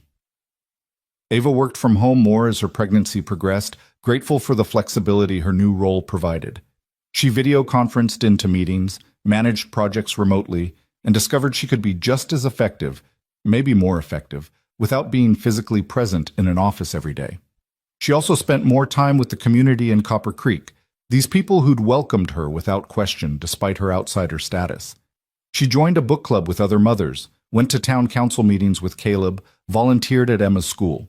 She became woven into the fabric of this place, not as a CEO or an outsider, but as simply Ava, Caleb's wife, Emma's bonus mom, a neighbor and friend. In May, as the wildflowers began to bloom again in the meadow where they'd been married, Ava went into labor. It was fast, much faster than anyone expected for a first baby, and they barely made it to the hospital in time. Sarah Elizabeth Foster was born at dawn on a Sunday morning, weighing 7 pounds 3 ounces, with her mother's dark hair and her father's steady gaze. Emma got to meet her sister an hour after she was born and promptly burst into tears. "She's so tiny," Emma whispered, carefully touching the baby's hand. "And perfect." "Just like you were," Caleb said, his arm around Emma's shoulders. "When you were born, I thought you were the most perfect thing I'd ever seen. Now we have 2 perfect daughters." They named her after Sarah and Ava's grandmother Elizabeth, honoring both the past and the present. And when they brought her home to the cabin, Janet was waiting with food and flowers and tears of joy. "Sarah would have loved this," Janet said, holding her new granddaughter. "Would have loved seeing you all together, seeing the family grow. She'd be so happy." That night, after everyone had gone and the baby was asleep in her bassinet, Caleb and Ava stood in the nursery watching her breathe. The room was painted a soft yellow, filled with handmade quilts and wooden toys Caleb had crafted. Through the window, they could see the mountains dark against the star-filled sky. "Can you believe this is our life?" Ava asked quietly. 2 years ago, I was alone in a penthouse apartment working myself to death. Now I'm here, with you and Emma and this perfect little human we made together." "It's pretty incredible," Caleb agreed. "Sometimes I wake up and think I'm going to find it was all a dream, that I'll be back in the old cabin, alone, still trapped in grief." "It's not a dream." Ava leaned against him. "It's real. This is real. We built this together." "We did." He kissed the top of her head. "And we're going to keep building it. One day at a time, one choice at a time, one moment of love at a time." The months that followed were exhausting and beautiful in equal measure. Sleepless nights and endless diaper changes, Emma's careful help and Janet's steady support, Caleb's competence with the baby that spoke of experience Ava lacked, but was learning. They moved through those early weeks as a team, supporting each other, figuring it out together.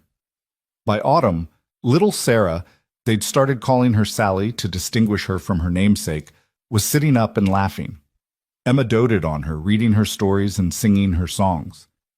Ava had returned to work part-time, balancing conference calls with nursing sessions, learning to navigate the impossible dance of career and motherhood. She was different now than she'd been as a CEO. More patient, less driven by metrics and deadlines. She still cared about her work, still contributed meaningful innovations to Sinclair Technologies, but it wasn't her whole identity anymore. It was just one part of a full, complicated, beautiful life. On the 2nd anniversary of the blizzard, they threw a party at the cabin. The same guests who'd come to their wedding returned, along with new friends they'd made. Emma had invited her entire class, and the house was full of noise and laughter and life. Tommy Richardson, his furnace still running thanks to Caleb's repair that fateful night, cornered Ava in the kitchen. "You know, if you hadn't crashed your car, none of this would exist. That storm brought you 2 together." "It did," Ava agreed. "Best accident of my life." "Not an accident," Tommy said wisely. "Fate. The mountain knew what it was doing." Later, as the party wound down and guests began to leave, Caleb found Ava on the deck holding Sally, Emma beside her pointing out constellations. He stood in the doorway for a moment, just watching his family, feeling gratitude so intense it was almost painful. This was what his father had meant, he realized. This feeling of completeness, of rightness. Everyone deserves to get home.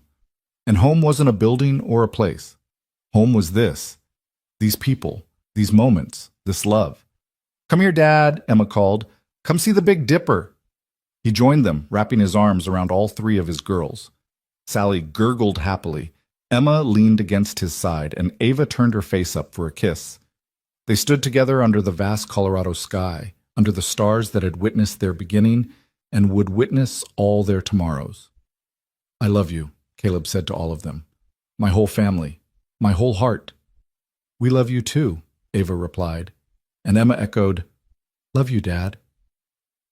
3 years had passed since that blizzard, since Caleb had pulled a stranger from a wrecked car and both their lives had changed forever.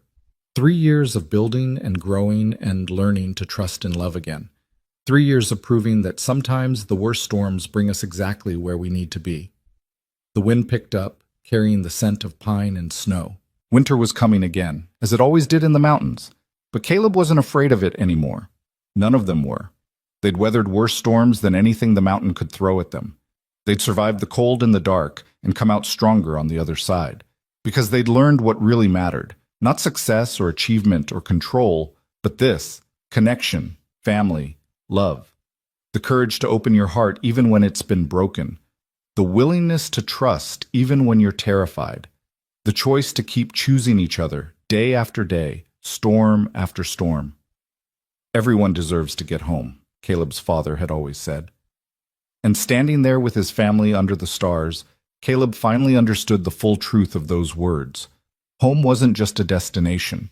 It was a journey you took with the people you loved. It was the choice to keep showing up, keep trying, keep loving even when it was hard. And he and Ava had made it home, together. Against all odds, through blizzard and loss and fear, they'd found their way to each other and built something beautiful from the ruins. As snow began to fall, soft and gentle, nothing like the storm that had brought them together, Caleb pulled his family closer.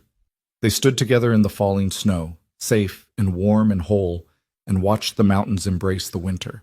Tomorrow would bring new challenges, new storms to weather. But tonight, they had this. They had each other. They had love. And that, Caleb thought as he held his family close, was more than enough. That was everything.